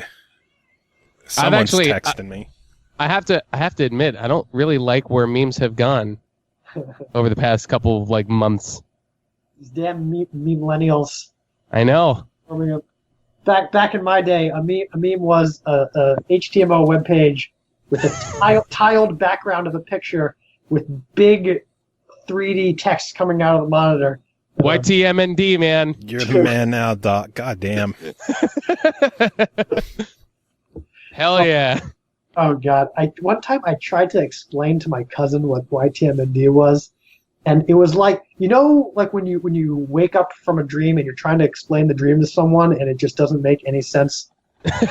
Sure. It made sense to you during the dream, but as you're slowly gaining consciousness and trying to communicate what's going on, it doesn't make any sense. It was funny at the time. God damn it. So this seems like a good time to bring it up. There's some chat going on in the Twitch chat. Given how the hotels hosting and around MAGFest are completely selling out, what the fuck is going on with MAGFest that it is getting this big? Apparently, at some point, we got popular.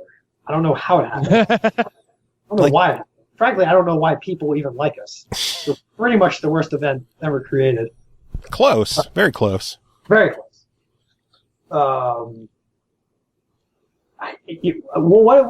Last year, the Gaylord sold out in 24 hours. And I guess there's some kind of, you reach critical mass at some point.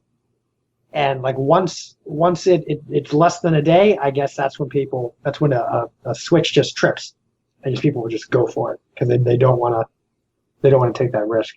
It sold out in what, an hour this year? 20 minutes. 20 Like, minutes. what the fuck, dude? What the fuck? Yeah, it went the second the link went live, all of the atrium rooms went away right away. Just people went. We were watching the graph go, and we're like I realize this is like kind of a good problem to have, but at the same time we're like, oh my god, what do we do? All these people want to get in, and we can't fit everybody. And like, if only we could just like build more hotels. I guess the casino is being built, but the hotel won't be ready for this year, unfortunately. A good idea in chat. Have you guys considered working with the Gaylord so that people who want to get a room for MAGFest have to put some kind of actual monetary deposit down? You know, we're thinking about that for next year. This is a holdover from the earlier days when MAGFest fans were I won't say cheap, but we're still cheap. Don't get us wrong. Right. So you cheapskates can't really historically weren't able to put down money on a hotel room, and like that was part of our we, as far as I know, like we have the cheapest rate at the Gaylord that they will ever give to anybody ever, because we are ball busters when it comes to contracts. And you know, it may get to the point where like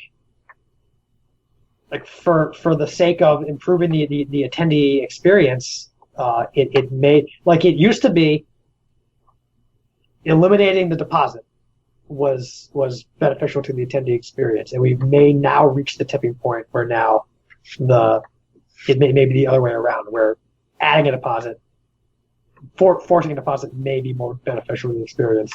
If rooms are going in 20 minutes, like I know Ian Jesus, one of the lumberjacks, is saying in chat that he would super support again in a heartbeat if he knew he could get a room at the Gaylord. And I think a lot of people feel the same way, that like they want to drop a lot of money on MAGFest, but so many people feel that if they can't be in the hotel, it loses a lot of the feeling of MAGFest. And that's kind of one reason that we're staying. We made a decision that the Gaylord is about as large as we're willing to get for our main event. First off, the Gaylord has more rooms directly attached to a convention space than, from what I've seen, anything in a 400-mile radius. Wow. I think we'd have to go to like Atlanta or something. Jesus. Mag South. Yeah. And so at the very least, you got the Gaylord, you got 2,000 rooms attached to the event there, and then I realize it's January, but you know it's a 2-3 block walk tops from the National Harbor rooms. Outside of that, I can understand how it may make it a little bit tougher, but at the very least, the event is open, 24 hours a day the entire time. Yeah. Uber is similarly. Chris Uber. Right. Just please do not drive drunk back to your hotel room, for the love of God. Hell, maybe I'll make a executive decision right now and say that's a bannable offense. No, that's not canon. Not yet. But yeah, we are going to be at the Gaylord for the foreseeable future, because we like the vibe of it right now. And it was, I remember when Brendan was still around, it was, we were all a little wary about going to the Gaylord. It might irreparably damage the event if you move to something the size of the Gaylord. Fuck, I remember the first year at the Gaylord walking into the main, just that main area, and looking around at the fountain and just everything, and be like, wow, this place is way too nice for us. Why did they let us in here? They fucked up so bad. And now we're still there, and we haven't been kicked out. I want to mention one thing before I continue on that thought. Someone mentioned the super supporter thing for a room earlier. One thing that we try to do with the supporter tiers is that although you're supporting MAGFest and you're getting extra stuff for being a supporter, we don't ever want the attendee experience to be different for other people because someone paid more money than the other person. We try to stay like we're trying to, like, it's alluring to think of the concept of, like, early panel access, front row concert seats, access to hotel rooms, but like we don't want someone with more money to be able to enjoy MAGFest more than someone who doesn't. I didn't get that he was saying super supporter should include guaranteed access. It's just he's more likely to spend that money if the Gaylord didn't sell out in 20 minutes. That's fair. Can't argue with that one.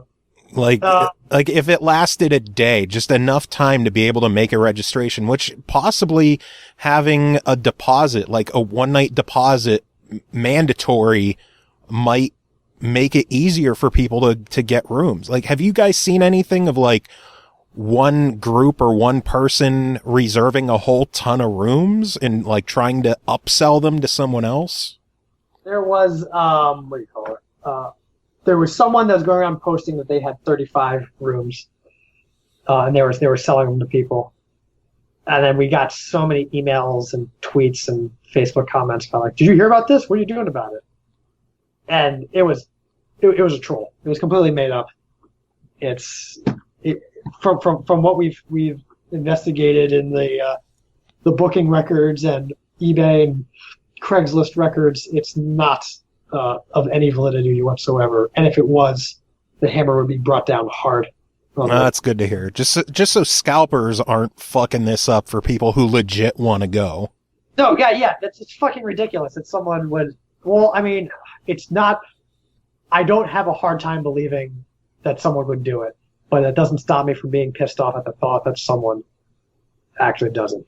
I have no doubt that there's someone out there who got 2 rooms, or maybe 3, and sometimes there's just nothing you can do to stop that because you can't tell what's legitimate and what's not. But I can tell you that there's no large scale scalping operations done. But I mean, to tell you the truth, like this was completely unexpected because we sold out of the Gaylord, I think, in 23 hours last year, and then the rest of the National Harbor in the subsequent week. So what I was expecting was I thought we were going to get like 12 hours out of the Gaylord and then maybe another day or 2 for the rest of the National Harbor. It didn't even enter my imagination that we'd sell out in 20 minutes of the Gaylord and then another hour and a half everywhere else. Like but now we know. Like now we know just how big of a thing that is, and so now we have to take extra special care to do whatever we can to make this as fair as possible. Yeah. And some people say, oh, well, what if you announce the rooms the exact time ahead of time? Well, if anything, that makes it more susceptible to scalpers because they can organize, and that's exactly why PAX doesn't do that for their badges, because they don't want people scalping them. But yeah, we'll see if we can see what we can do next year. I'm guessing you don't want it to get to stages that PAX is at where people like script programs to refresh and reserve ship before it goes up for sale. I think we had somebody doing that for the hotel rooms. Christ. That is ridiculous. There's no avoiding it now. People are just gonna do that now just because the fear of God's in them now. Yeah. There's nothing we can do to stop them now. So let's stop dwelling on the bad stuff of rooms selling out and all that stuff. Tell us about some good stuff. What kind of awesome guests do you guys have lined up for MAGFest this year? We don't have anything announced yet, but we've got some. Well, then announce some shit, motherfucker. Give us some exclusives.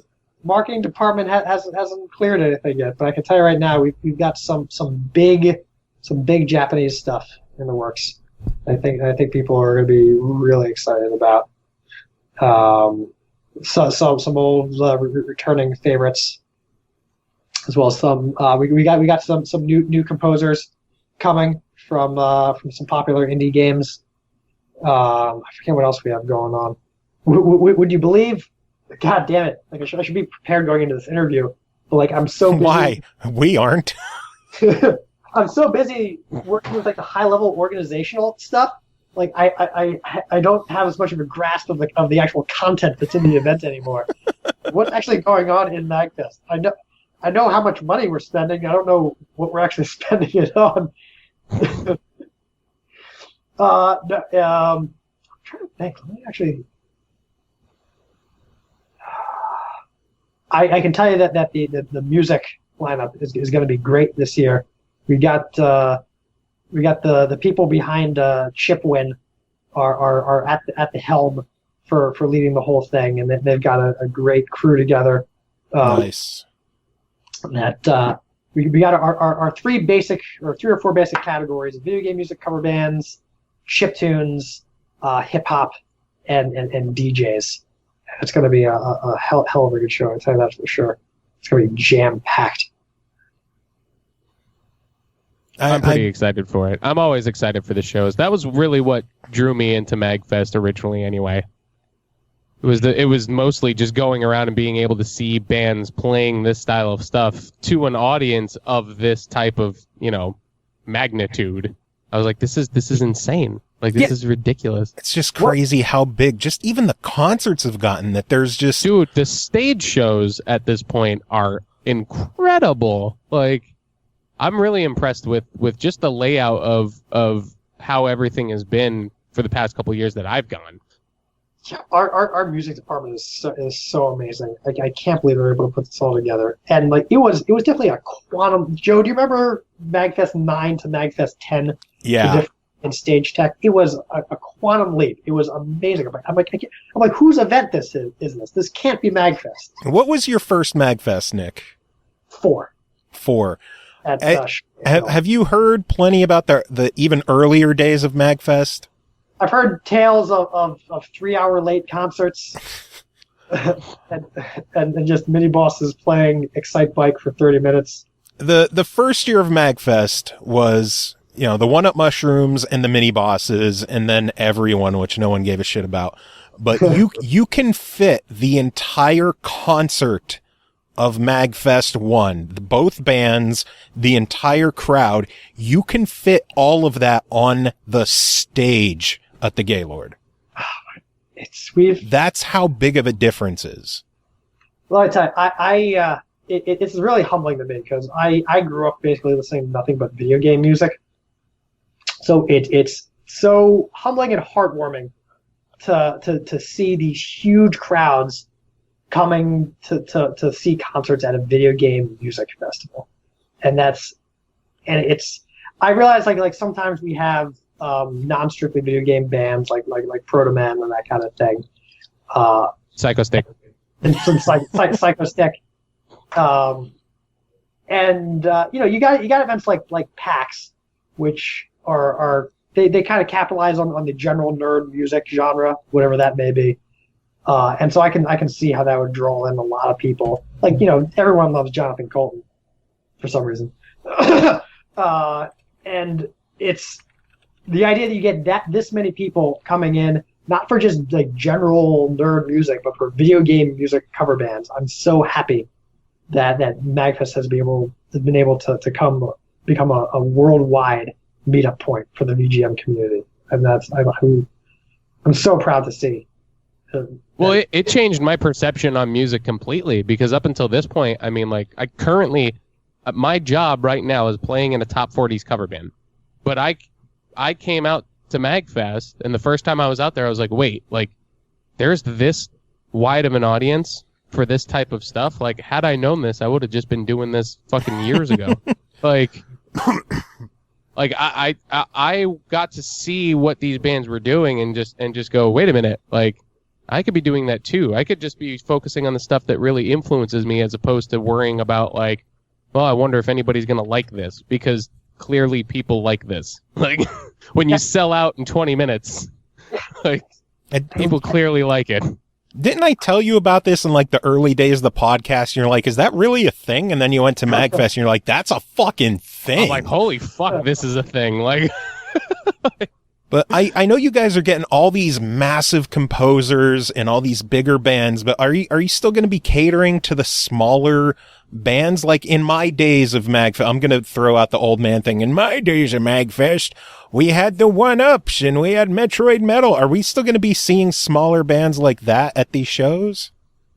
We're trying to, because I mean that's what the video game music community is made of. You've got a few bands that have made it big, like the One-Ups and Metroid Metal. So I'm going to throw out the One-Ups, Metroid Metal, and Lonely Rolling Stars. If I'm a fan of those three bands, will I have a show to go to at MAGFest 2017? I'll be perfectly honest. I actually don't know. You fucker. I'm trying to get something out of you. He probably doesn't know. I'm trying to get something out of you. He probably but like there are so many of these small bands all over the country that you probably never even heard of, because they can't tour, they can't have major CD releases. At best, they can have a band camp. Mm-hmm. Because it's not like every city has a thriving video game music community, which is part of the purpose of the MAGFest Game Over concert series, to be able to kind of energize the VGM and chip community in individual cities to get a show together that couldn't normally happen. But like if I had it my way, every band that put together a video game cover and wanted to play at MAGFest, would, because there's just so many great things out there. Like that's the beauty of Jam Space, though. Yeah, and one of the problems with the main stage, the main concert hall, that is that like bands want to come, but some of them just can't. So because they just don't have the resources to do it. So it's this it's this eternal balance of. Sonny, what are you doing? So cute. Trying to strike this balance of paying money for core mission content versus investing money in ticket sales. Because some bands are going to draw in crowds, and some bands aren't going to draw in crowds. But it doesn't matter if they don't draw in crowds, because they're part of what MAGFest's mission is, as an event, as an organization, as a nonprofit. And and that's I'm proud to be able to present those things, because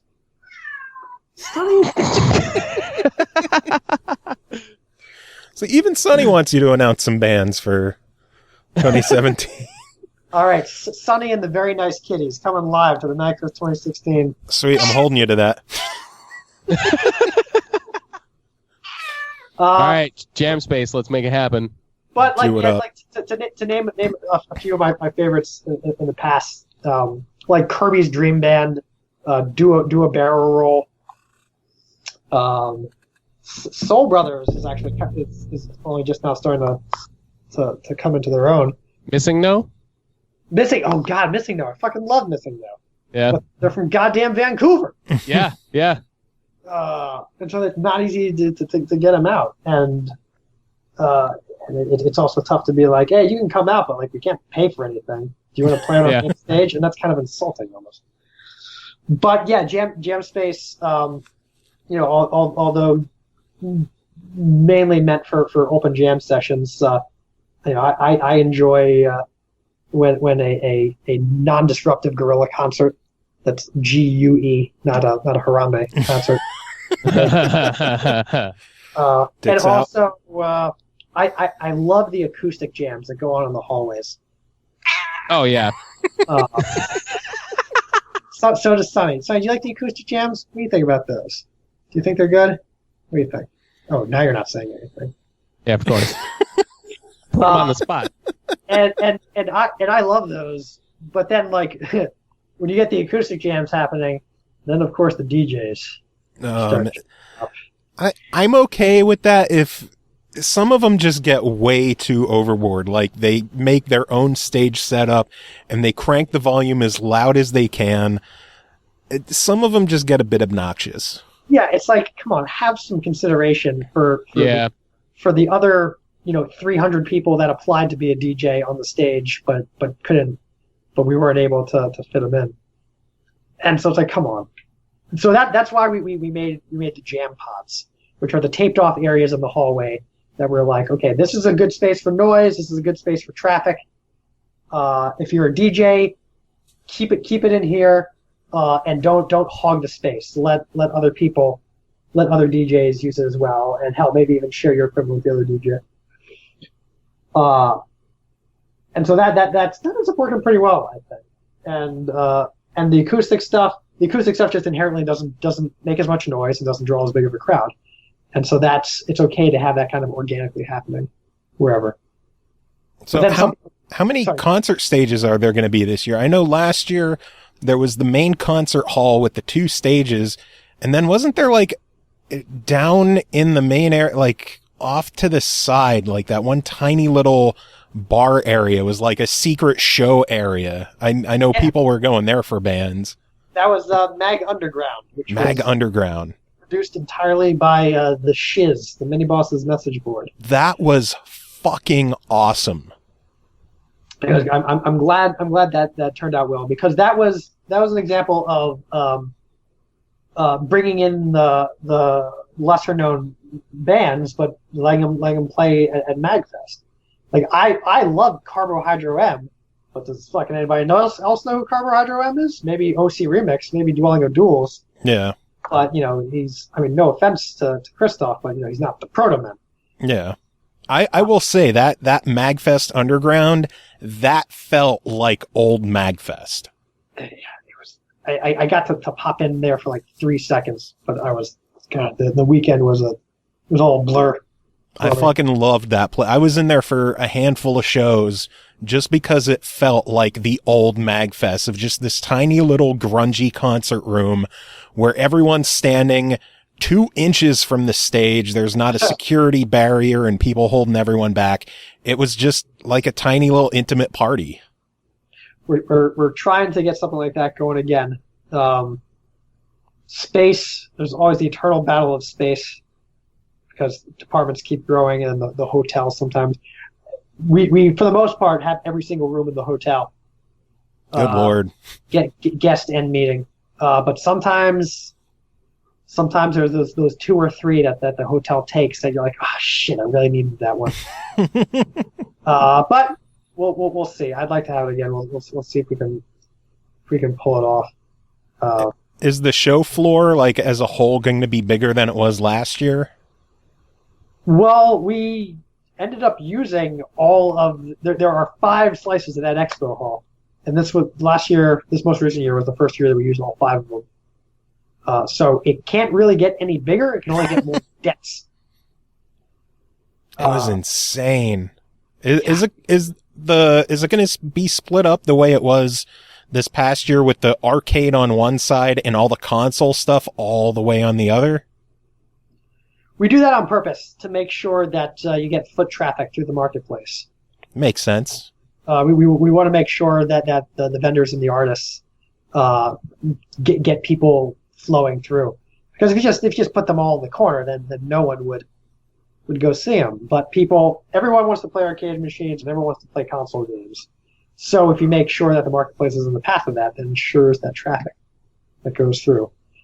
And we made it so you had entry doors and exit doors, and that just helps for traffic flow in general. Otherwise, it's just a giant CF as you're trying to check badges and all of that. Yeah. I'm assuming that the indie game section area will be back again? Those people are on point. Jesus fucking Christ. They are an absolute crack team, led by the guy's name is Tronster. His legal name is Tronster Hartley. Wow. He works at Firaxis, the Civilization. Damn. And so he's got a great team of people that does all the judging and all the coordination for the, we call it MIVS, the MAGFest Indie Video Game Showcase. Nice. Mivs. You should send Tronster our way to come on and chat with us, because I know last year at MAGFest was the first time I really paid attention to the indie section, because our show has been getting more involved with indie games and indie game developers and interviews and stuff. So last year I actually printed up for the first time business cards for the show. I think I gave you one, didn't I? Maybe. It's probably in my stack. I have a big business card box somewhere here in Ziploc bags categorized for each event. But yeah, like the whole weekend, I just kept going down there, playing the games, chatting with people, shaking hands, and I've got a lot of cool people on the show and games covered on the show, and I'm super excited to see who's there this year, if it's getting bigger this year, what's going on with it this year. Like I think I'm more excited for the indie game showcase than most anything else. It's just my own personal agenda has kind of changed over the years. Dude, I think that's what's great about MAGFest too, though, is like every year that you go, you could have like a different kind of overarching like reason of going. Because the first year that I went, I was like, I'm going to see all the concerts and I'm going to try and sell some of my CDs out of my backpack because I'm po. But aside from that, it was just like music. And then the next time I went, I was like, I'm going to play all the games. Like all the games. Let's play all the games. Like, Chris, just don't let anyone from MAGFest know you were selling stuff out of your backpack. Well, I mean, I was just trying to make sure that I could, I'm sorry, right here next pay for my room. Second there. What do you guys say? Yeah, basically. I think you're banned now. I know, right? The funny thing is how accepting so many tables were, and we're just like, yeah, sell the CD here. We don't give a fuck. Yeah. No, it was Grant. Grant was like, here, sell our CDs for us, because I don't want to sit here. And then you just sat at Grant's table all weekend. All weekend. You slept underneath it. It was funny. It was great. I loved it. And it was cool, too, because even just like the type of people that you get to meet at MAGFest, because I was just sitting there selling his CDs, like, I got to kind of meet everybody that I would ever want to meet. You're right in the smack dab middle of fucking everybody. It was great. Good stuff. That's one of the things I like about MAGFest. It's very egalitarian. Staff, guests, musicians, attendees. We try to keep them all on the same level and try to have them mingle as much as possible. We try to book guests that we very intentionally try to hit this sweet spot of popular enough or interesting enough to be worth having, but not so big that they wouldn't be able to appreciate the event, or that they wouldn't be able to engage with the crowd. For the most part, that's the general rule we try to follow. It's a level of like humility, I guess. Yeah, and like the guy from we had what's his name? Son of a bitch. Tom's gonna kill me. The guy who made Reboot, the TV show. Yeah. He was a guest. He was a guest last year, which like all things considered, like that's pretty cool. This is the guy that's in charge of like the most popular, well, I guess the first super popular CG show, and that's a big thing. But it's not like Markiplier, because Markiplier's got like 200 million 13-year-old girls after him. And the Game Grumps and like all that kind of stuff. Right. And it's just mobs and mobs of people. Whereas, Gavin Gavin Blair is his name. Someone who's generally interesting, did really cool stuff, but is not so overwhelmingly popular that he can't walk around, enjoy the event, and engage with fans. There still has to be like a communal kind of feel to it. And that's the whole reason why I like MAGFest as much as I do now, because like the first convention that I ever went to was PAX. And the whole point of going to PAX, it was like, all right, try and get as much free shit as you possibly can. Like, and that's it. Like, I won a computer at PAX. I was thrilled. Jesus. That's awesome. That's sweet. I do love the fact that MAGFest is not turning into PAX of just corporate sponsorship and all these massive companies doing, gift bags and MAGFest still feels like a gigantic party instead of a convention. PAX is a cool event that like if you want to see like the new releases coming out, if you want to get the swag, if you want to get the sneak peeks of whatever the developer's working on, it's cool. It's cool to see that, and I fully encourage people to go to PAX if they ever get a chance. That MAGFest is a very different event, though. To the outside observer, a geek, a nerd, and a dweeb can tell you the difference between the three. Yeah. But anyone outside that circle is it's just all Chinese to them. That's racist. It is. No, you're right. I'm sorry. I apologize. It's Sonny's fault. No, it's not. It's fun. Sonny, why are you so racist? Sonny, what a racist kitty. Racist. Who's a racist kitty? Who's a racist kitty? Can you see her on the webcam here? Yeah. So cute, and the tail going. Staring off into nothingness. Are those Mega Man Perlers behind you? Yeah, my wife made them for me. That's fantastic. I couldn't tell if they were Perlers or a poster or what. Yeah. That Sonic poster is badass. I can't believe my wife got that framed. I'm like, that is something you gotta have like an EGM in 1996. Jesus. Amazing. Amazing. Fantastic. Yeah, I need to get more of my like nerd stuff on the wall. Right now, I only have my Diablo poster. You can't really see it. Those are flyers for Silent Scope. Yeah, because that's I own a Silent Scope. It's not here. What? Oh, that's amazing. It's in the warehouse now because I have too much shit in this house. You haven't seen my living room. Scope machine like right next to the toilet, so you could just lean over. Oh my god, that'd be amazing! Right? It'd be the best way to kill time while you're taking shit ever. Put the 6-man X-Men in the bathroom. No, gotta take a shit. You guys want to join me?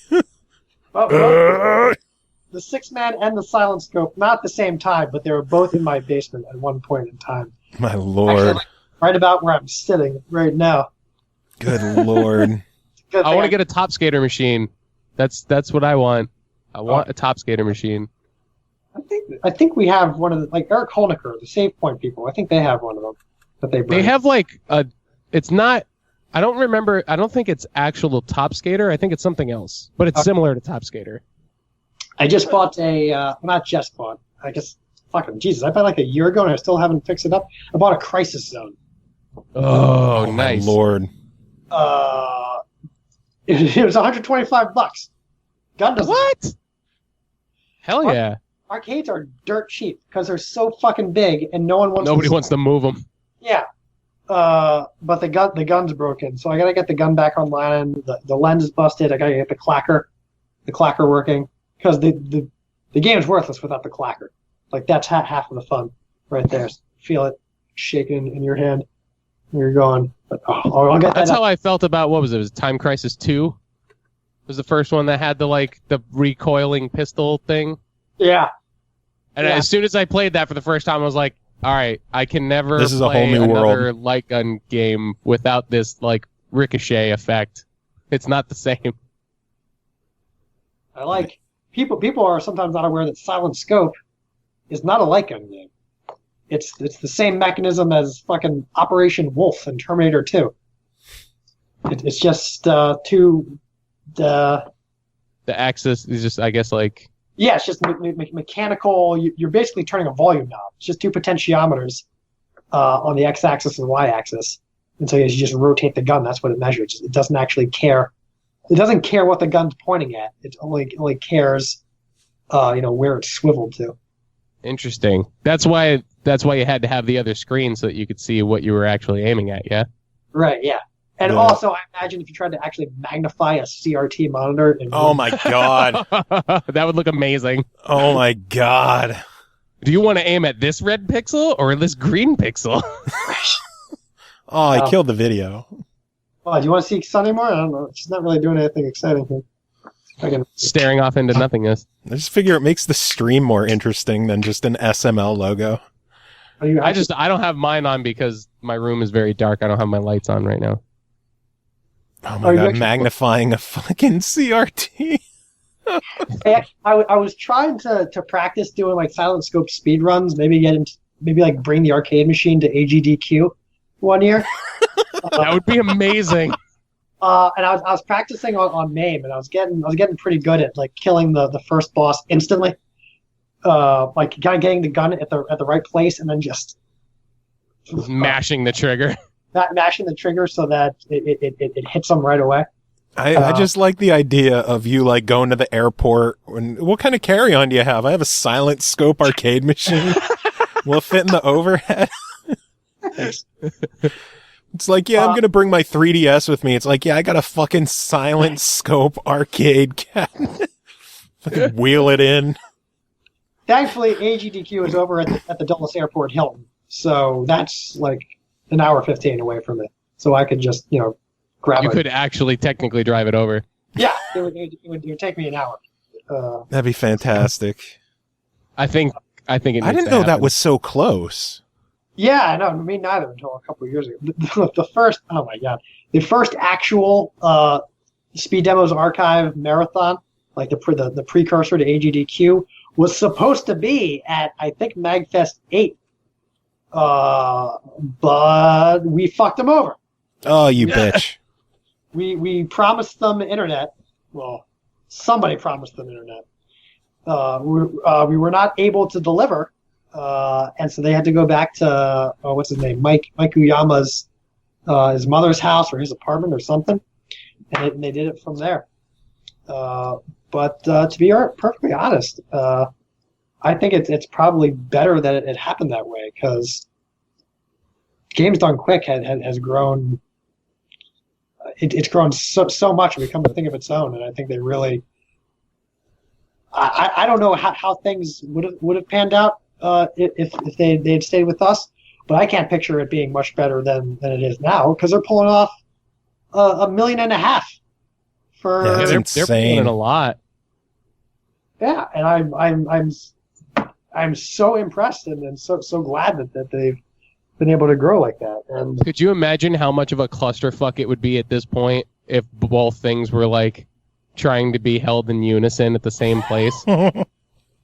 We're trying to maybe get them back. We think it might be possible. We actually have but I think they're more interested in keeping their own brand, and that's fine. I respect that.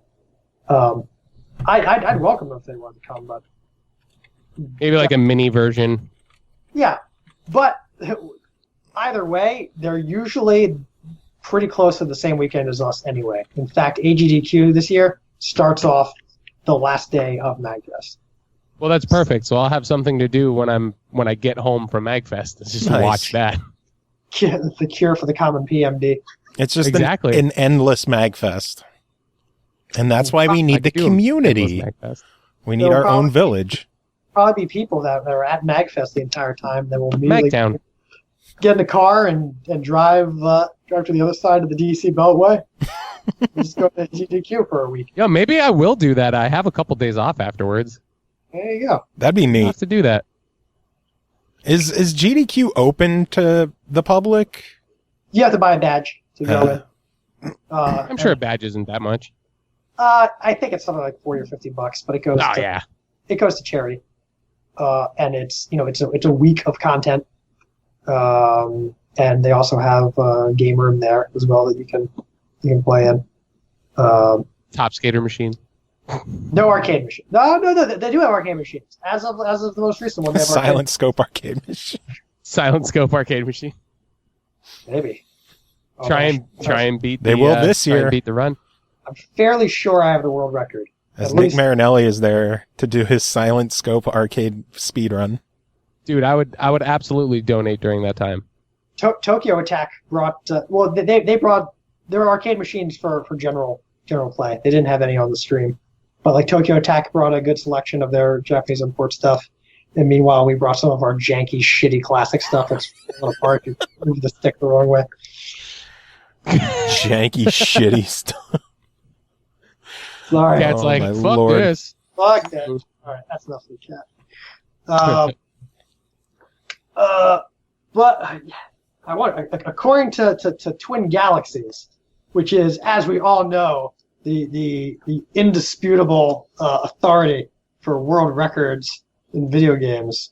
Yeah. I'm pretty sure I have a higher score than whatever's on there. But I'm also pretty sure that me and whoever has that high score are the only two people that actually play Silent Scope. If I had a Silent Scope machine, I would play it. Well, Chris, I heard there's going to be one at MAGFest this year.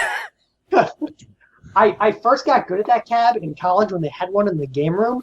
And so I was getting really good at it. I guess it was freshman year of college, or was it sophomore year? I'm going to say freshman. But what also happened freshman year of college was this guy and his son who would drive around D.C. with a hole in the trunk of their car that they would stick a rifle through and just shoot random people with a sniper rifle. So you may have got heard rid of the machine. I came in one day and there was a out of order sign on it. And I said, that's bullshit. And I took the out of order sign off and I started playing it again. That's bullshit. Holy shit. Hysterical. You're a police sniper. You're not a terrorist or whatever. Oh, my No, Lord. every time I was playing Silent Scope, I was just shooting watermelons. Yeah, there you go. You're all just watermelons. Shooting watermelons? Well, I mean, when you say shooting watermelons, like, are you talking about like when you're looking at bikini girls through the scope, or are you talking about the target range? The target range. Okay. I almost, every time I played Silent Scope in the arcade, I only did the target range. You didn't do the actual game? No, because I like the target range. Hey, whatever works, I guess. What's your boat? Whatever. Yeah, I mean, I don't know. I just like, that, and I was very, very young, and I didn't know any better. And I thought the target range was fun. And I was afraid that if I played the regular game mode, I wouldn't be able to play it for that long. So I just played the shooting range. Silent Scope is one of the most forgiving games in terms of time, I think. Because like if you don't get bonus time. You get bonus points for headshots, but you don't get bonus time. So if you just go body shot to body shot to body, just whatever you can get pretty, you can get the last level pretty easily. Well, I'm going to try that when I play it at MAGFest. When you bring yours to MAGFest. Just remember that has been in my house, and I may or may not have been clothed when I was playing it. So. Sweet. Now I'm definitely going to play it. Well, Nick, I know we've been chatting for almost an hour. I'm not sure if there's anything else you want to talk about with MAGFest or not. Yeah. Yeah, MAGFest is the thing. Is there anything else Sunny wants to talk about? She's cleaning her crotch right now. She's and your camera's not on. She's playing some Silent Scope. She's playing some Silent Scope. Man. What else I have interesting? Get a hotel room if you can. Shack up with other people. We have a room share forum on our website. You can also post on our Facebook. And what is that website, Nick? Magfest.org. Nice. You can also volunteer enough hours so that you get a room. Yes. Well, if this is your first time volunteering, you pay for a badge, and then if you work a number of hours, you get your badge reimbursed at the end of the event, and then you're invited to staff next year, which comes with a complimentary badge and hotel space if you work a certain number of hours.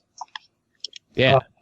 Badge sales. We're doing a thing this year where, since everyone's registering early, we're selling as many badges at a certain price point as we did last year to make sure that everyone doesn't buy their badge at the cheapest price and we lose money. And so we are at the $70 rate right now, and we are about halfway through that. So I estimate that we have another week or so worth of $70 badges. left, and I'll go up to 75. So get your shit together, people. Get your shit together. Get your badge. Get to MAGFest and party with us, because SML Podcast will be there. And Nick, who do I have to blow to get a panel this year?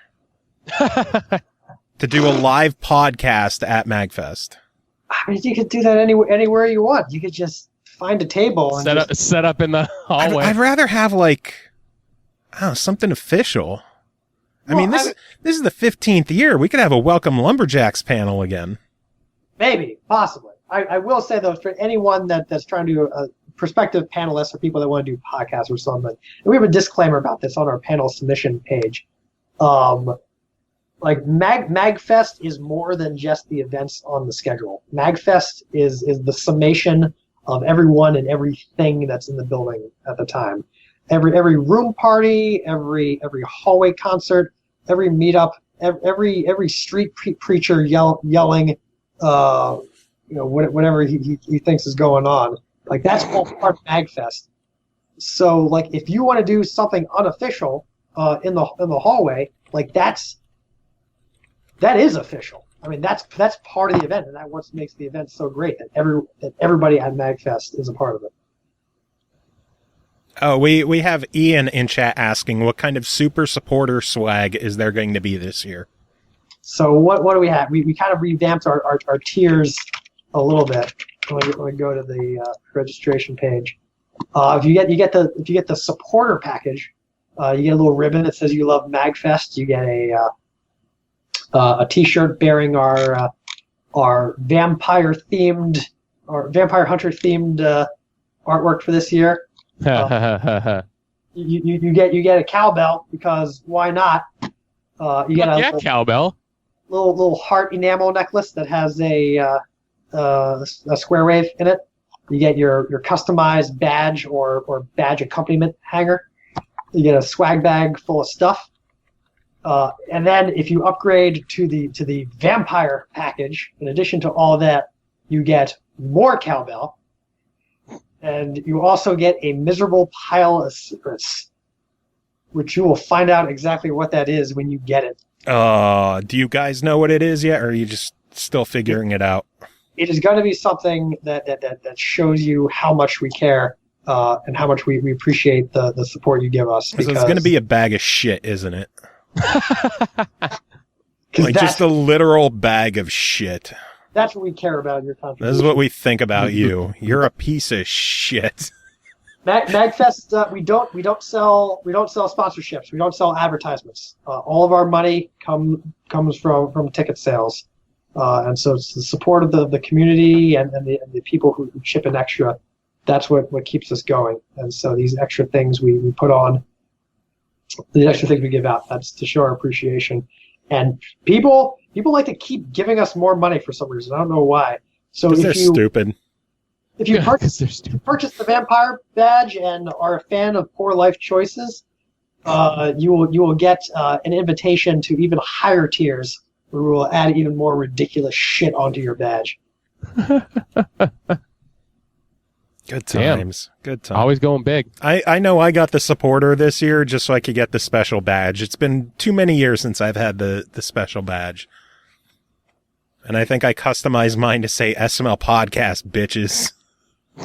I thought I was oh right, I was supposed to make a custom one for you that says Joe loves poop, or like I like the smell of poop or something. I never did that for you. I'll have to make that up. There's still time. There's always time. There's always time. Well, Nick, it was a pleasure chatting with you. When you're allowed to talk about the guests that are actually showing up, come back on and tell us about things, or give us like an exclusive. Sure, yeah. When I got more to give you, I can come back and pay attention to our mailing list, our website, our Facebook, and our Twitter. That's where we'll put out most of that stuff. Awesome. So, Nick, thank you again for joining us, and we'll chat with you again soon. Thanks for having me, Joe and Chris. Love you, baby. All right. Yeah. Good stuff. Good stuff. So, back to our regularly scheduled episode. We still have 2 more games to review. Oh my God. We're getting there. We're getting there. We could get through these. We could get through these. What time did we... We're at, what, 2.5 hours? Yeah, 2.5.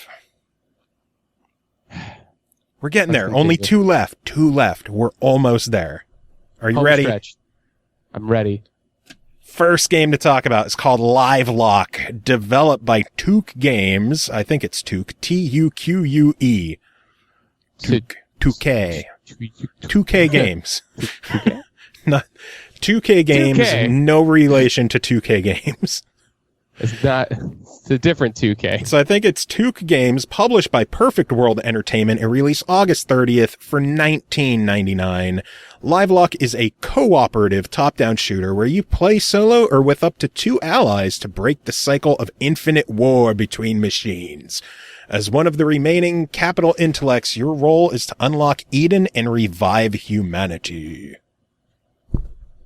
Revive humanity. Yes. So this basically plays like a top-down twin stick-ish shooter. Ish? Well, there's different classes. There's 3 different classes you could be. I've been playing as the melee character, so there's not a lot of shooting for me to do. I do have guns as a sub-weapon, but my main attack is punching motherfuckers. So I play it more Diablo style, where I'm just in a direction and attacking things than twin stick shooting. But yes, you can twin stick shoot with the actual shooty guys. There's the melee. There's the melee. There's the standard gun wielder, and then there's like a sniper style. So you use the 3 characters. It's level based. So you start, you go through, do the objectives, kill all the enemies, try to find secrets, get to the end, get graded on. Well, not graded, but you just get a final score. You fight for leaderboards. It's not like there's 3-star stuff like that. But then you just move on and progress through the story. It's got a fairly long campaign. It looks really fluid. Like it's just like it's very like the renders are really well done. It's not like it's a beautiful game. Yeah. Like it's not a beautiful world because it's very dystopian. Well, you know, yeah, obviously, destroyed city, shit like that. As the cats are attacking things at my feet. What the fuck are you doing? Get the fuck out of here! Wow. So, well, they're trying to chew the fucking cords. It's like you've ruined enough shit. Oh yeah, you don't want that. You don't want that. All trying to get a fucking Coke cow. Are you fucking serious, you dickhead cats? I'm like not even talking to the mic. It looks like it can get really crazy with all the bullets that are coming across the screen. Yeah, it looks like it can get almost bullet hellish. It gets nuts. Like there's so many particle effects. There's shit blowing up and enemies dropping down, and it's easy to get lost in the game of what's going on and how hectic things are. Even on the easier difficulties, if you get overwhelmed, you're going to die quick. Thankfully, you can just kind of drop in where you were. Your score does take a hit. You get a bonus at the end of the level based on how many reprints of you there were. So if you don't die, you get 100% bonus. If you do die, that drops. Understood. The gameplay mechanics work really well. The melee, I kind of wish there was an alternate control scheme for melee because, you know, twin stick shooter, all the attacks are going to be done through the triggers. When you're doing melee and you're just cranking on the triggers, it feels kind of awkward, but that's my own fault for playing the melee. You have, I guess, yeah. The bumper is a quick attack. The trigger is a heavy attack. You can hold the trigger down, do a charged attack, go through the levels. There's hidden secrets that you could find, audio logs that you can track down. You gain experience as you go through, you level up, and you unlock new abilities as you level up through the game up to level 30. So, you know, there's plenty of time to get your stats up. You earn currency through the game that you can use to upgrade your abilities. You can unlock different customizable things like helmets and capes and paint jobs. There's just a lot of game to it, and it's a really cool game. The melee guy has whirlwind.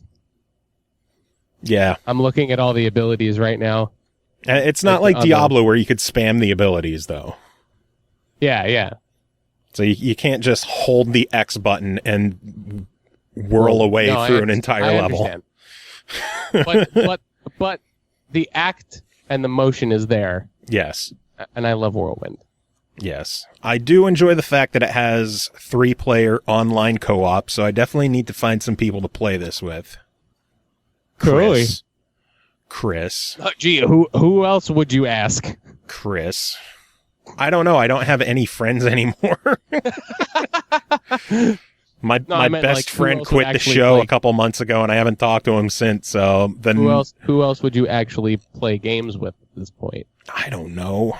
I never play games with people anymore. I don't play games with anybody other than you. I wish Ian had a fucking Xbox, because then I could play with him. Ian, buy a goddamn Xbox. You're in the chat. Get an Xbox. You son of a bitch. You son of a bitch. And then we could all play together. Xian, pick up LiveLock and we'll play together. She just yelled at me in chat. Like, in 10 seconds when that comes through, she's going to be like, oh, he did think of me. She'll be like, I still haven't talked. No, I still have not talked to Pappy. I haven't talked to him since he quit the show. I don't know what the hell's going on in his life, but I kind of tried to keep that stuff out of the show, but I don't know. It sucks, but I don't want to dwell on that. Show's happy. Happy show. Happy show. LiveLock, I'm kind of going to break the buy it streak and just give it a try it. Try it? Okay. $20 could be kind of pricey for some people, and it might not be, like, the setting might not be for everyone, but the game that's there is fantastic. So it is a hearty try it. If they, bring DLC characters or DLC stages, stuff like that, it could easily bump it to a buy it. It's kind of just on that borderline to a buy it.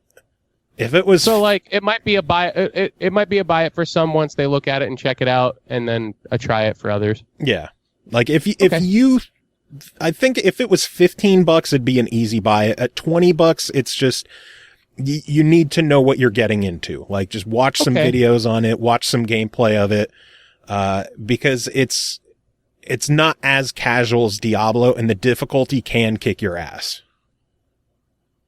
Okay. But otherwise, it's a fantastic game. It's definitely worth checking out. Yeah. Final game of the week. Stories of Bethem, Full Moon, developed and published by GuGames Development, released September 2nd, so it is coming out tomorrow on the Xbox One for $9.99. Be enchanted by a classic-style action-packed adventure full of secrets, puzzles, unrequited love, exploration, and loads of madness. Discover the amazing story of Coma and the Witches of Bethem. This is basically like a 16-bit Zelda game. That's what it looks like. The game is beautiful. It has, like, the visual style is a mix between Zelda and Earthbound. Like, character designs give me an Earthboundy vibe. Yeah. Ian's asking about the other 99. That was last week, dude. Or was that earlier this week? One of the two. Last week, I think. Probably earlier this week. I don't know. Fuck it. Too many episodes. I can't remember. Stories of Bethem, it plays like a classic Zelda game where instead of having a sword, you have like a magic bracelet that you could put different elemental or ability orbs inside. You start off with just like a standard shooty attack that uses your magic, which can slowly regenerate, or you can pick up magic orbs to replenish your magic. You'll eventually get like fire, you'll get water. There's other abilities like filling in holes in the ground. There are an ability where you could dig up stuff. There's hidden abilities that you could get through the game. The map itself is huge. There are tons and tons and tons of secrets and things to do in this game. This has been my addiction for the past week and a half. Yeah. I've put, I think, over 15 hours in this game so far. Whoa. Like, cool. When I'm not playing other games to review, I have been going apeshit on this game. Cool. I have been loving it. I do have some issues with the game. Like, this is old school to a fault, where, like, when you have a new place to go, there's just an X on the map. And you kind of got to figure out the best, how to get there. Try to remember the proper route to get over to there. In the dungeons, there's a lot of puzzles that you kind of just gotta, I don't know, search forever. There's been times where I have gotten completely stuck in the game and I had to legit message the developer and be like, hey, I don't know where the fuck I'm going wrong with this, but like I'm completely at a standstill stuck. And he would like give me, he's like, yeah, I think that's one of the biggest issues is that there's some things that are just too vague that you got to work through. Well, it was very nice of him to like help you out though. Yeah, I didn't realize it came out on PC last year in December, so there are some walkthroughs out there if you need them. Figuring it out yourself is, of course, a great feat of accomplishment, but there's just some things that are just way too vague, or like a switch you gotta hit is just a little bit too hidden, stuff like that. Okay. And then in the dungeons, but that's also like, even like you said, it's very old school in that unabashedly regard. Old school. Yeah. And then my other gripe is that some of the dungeons, there's just way too much backtracking. Too much backtracking? Yeah, like you got to get an item at one end of the dungeon, then walk back to unlock something at the other end of the dungeon, and hit a switch that unlocks something at the other end of the dungeon. Like there's just some, not everything, but there's just some things that there's too much backtracking. It feels like an unnecessary way to extend the game that doesn't need it, because it's a big game. I guess because, the game came out 9 months ago on PC, completely revamping it isn't something that would make sense. If he's working on a sequel to it, I'm sure he'll take stuff like this into account, but there is just some unnecessary amounts of backtracking in the game. Okay. I can see that. And then any other backtracking has been my fault, because I'll get a new ability and I'll be like, oh, instead of completing this dungeon, fuck this, I'm going to go explore. Nice. There's just so much shit to do. There's secrets, hidden areas. There's a fuckload of collectibles, different collectibles. Oh, I'm sure you're loving that. Oh my God, there's so goddamn many. And they're all different ones too. And like, if you collect so many medallions, you power up your bracelet. If you collect so many truffles, you get into this building. If you collect so many pearls, you get into this building. I don't know what's in them yet because I haven't got them all. But yeah, there's just so much to do. It will keep you busy for $10. This is an absolute buy it. This is like as high of a buy it as we could give on this show. Interesting. Yeah. And even better, I'll announce this right here and now, but next week I will have one code for Stories of Bethem to give away. And then earlier in the show, we talked about iZombie. We will have 3 codes to give away. So follow our Twitter over the weekend and we will announce it sometime over the weekend, and you'll be able to enter. Send us an email at the SML podcast gmail. Too much talking. Gmail.com. Okay.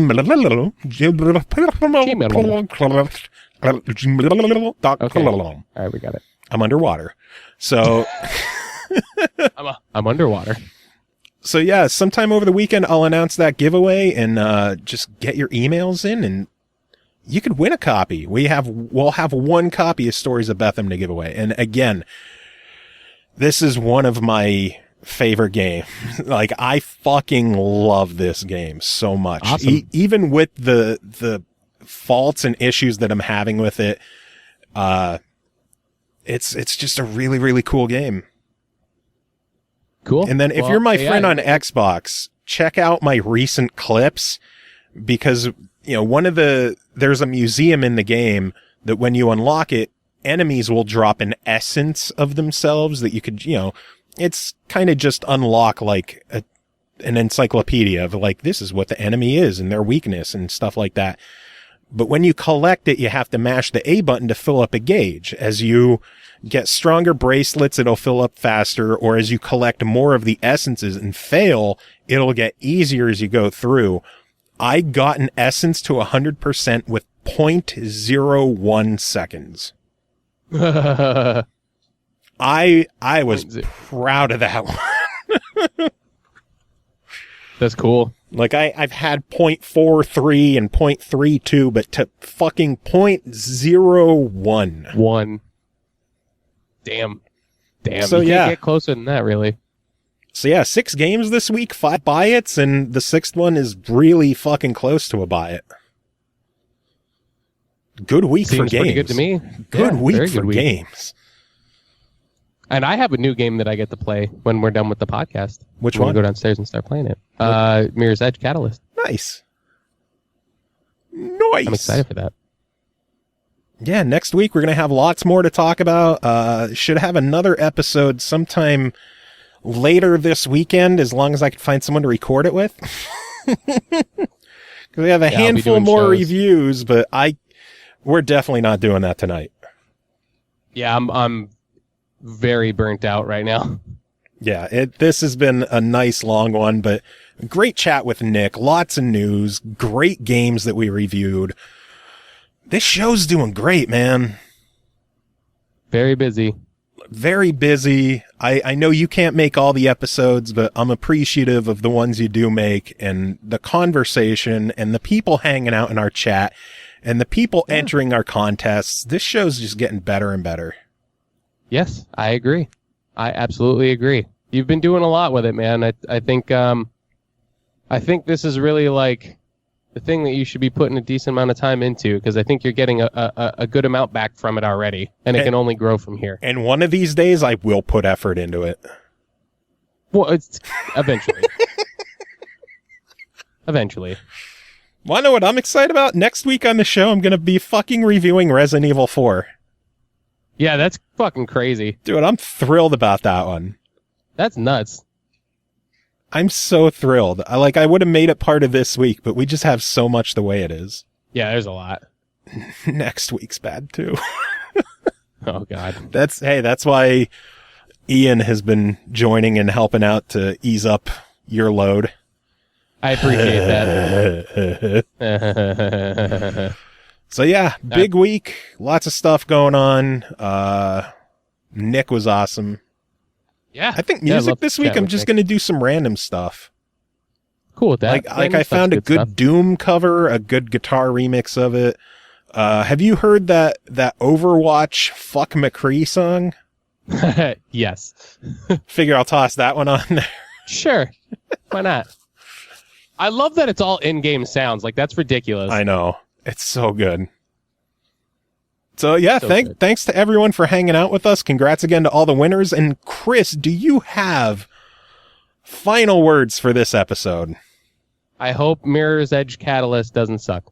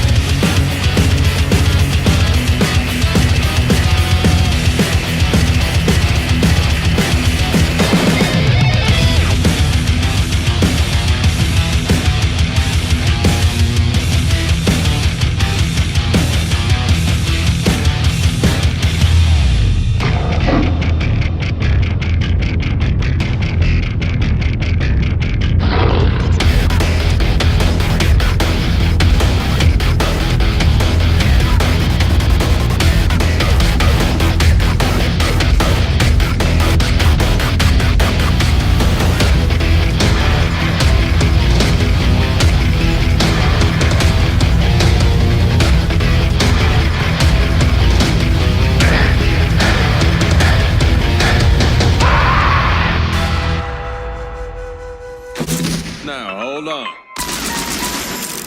Stop that! Oh, fuck McCree.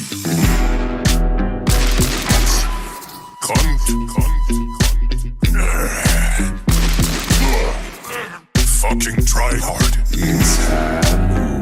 Jesus Christ. Reaper, we have a problem. I'm with you. Now don't get me angry. By my calculations, Winston's one stun from losing these patients. I'm only 1% of my ultimates ready. Then I'ma mess you up like spaghetti. Are you for real? I can't wait to get the new battlefield. Let's see how you handle my balls when I blast your camping ass through the wall. Fuck McCree, fuck McCree. If you need some CD, will you fuck with me? Little bitch, probably not. You're just a big kiss pussy in Overwatch. Fuck McCree, fuck McCree. If you need some CD, will you fuck with me? Little bitch, probably not. You're just a big kiss pussy in Overwatch. Oh, excuse me. Fucking Boy Scout, just stay out of my way. No one teach you capes are gay. Except Batman's, that's a sweet cape. I ripped and tolerate rape. Boy Hoodoo, you're the cowgirl bitch from Toy Story 2. Jesse, wait, that's your name too. Here comes McCree. So fuck off and fuck you. I'll tell you what I'm gonna do. See how you get on the beat. Now I'm gonna kill you. Fuck McCree, fuck McCree. If you need some CD, will you fuck with me?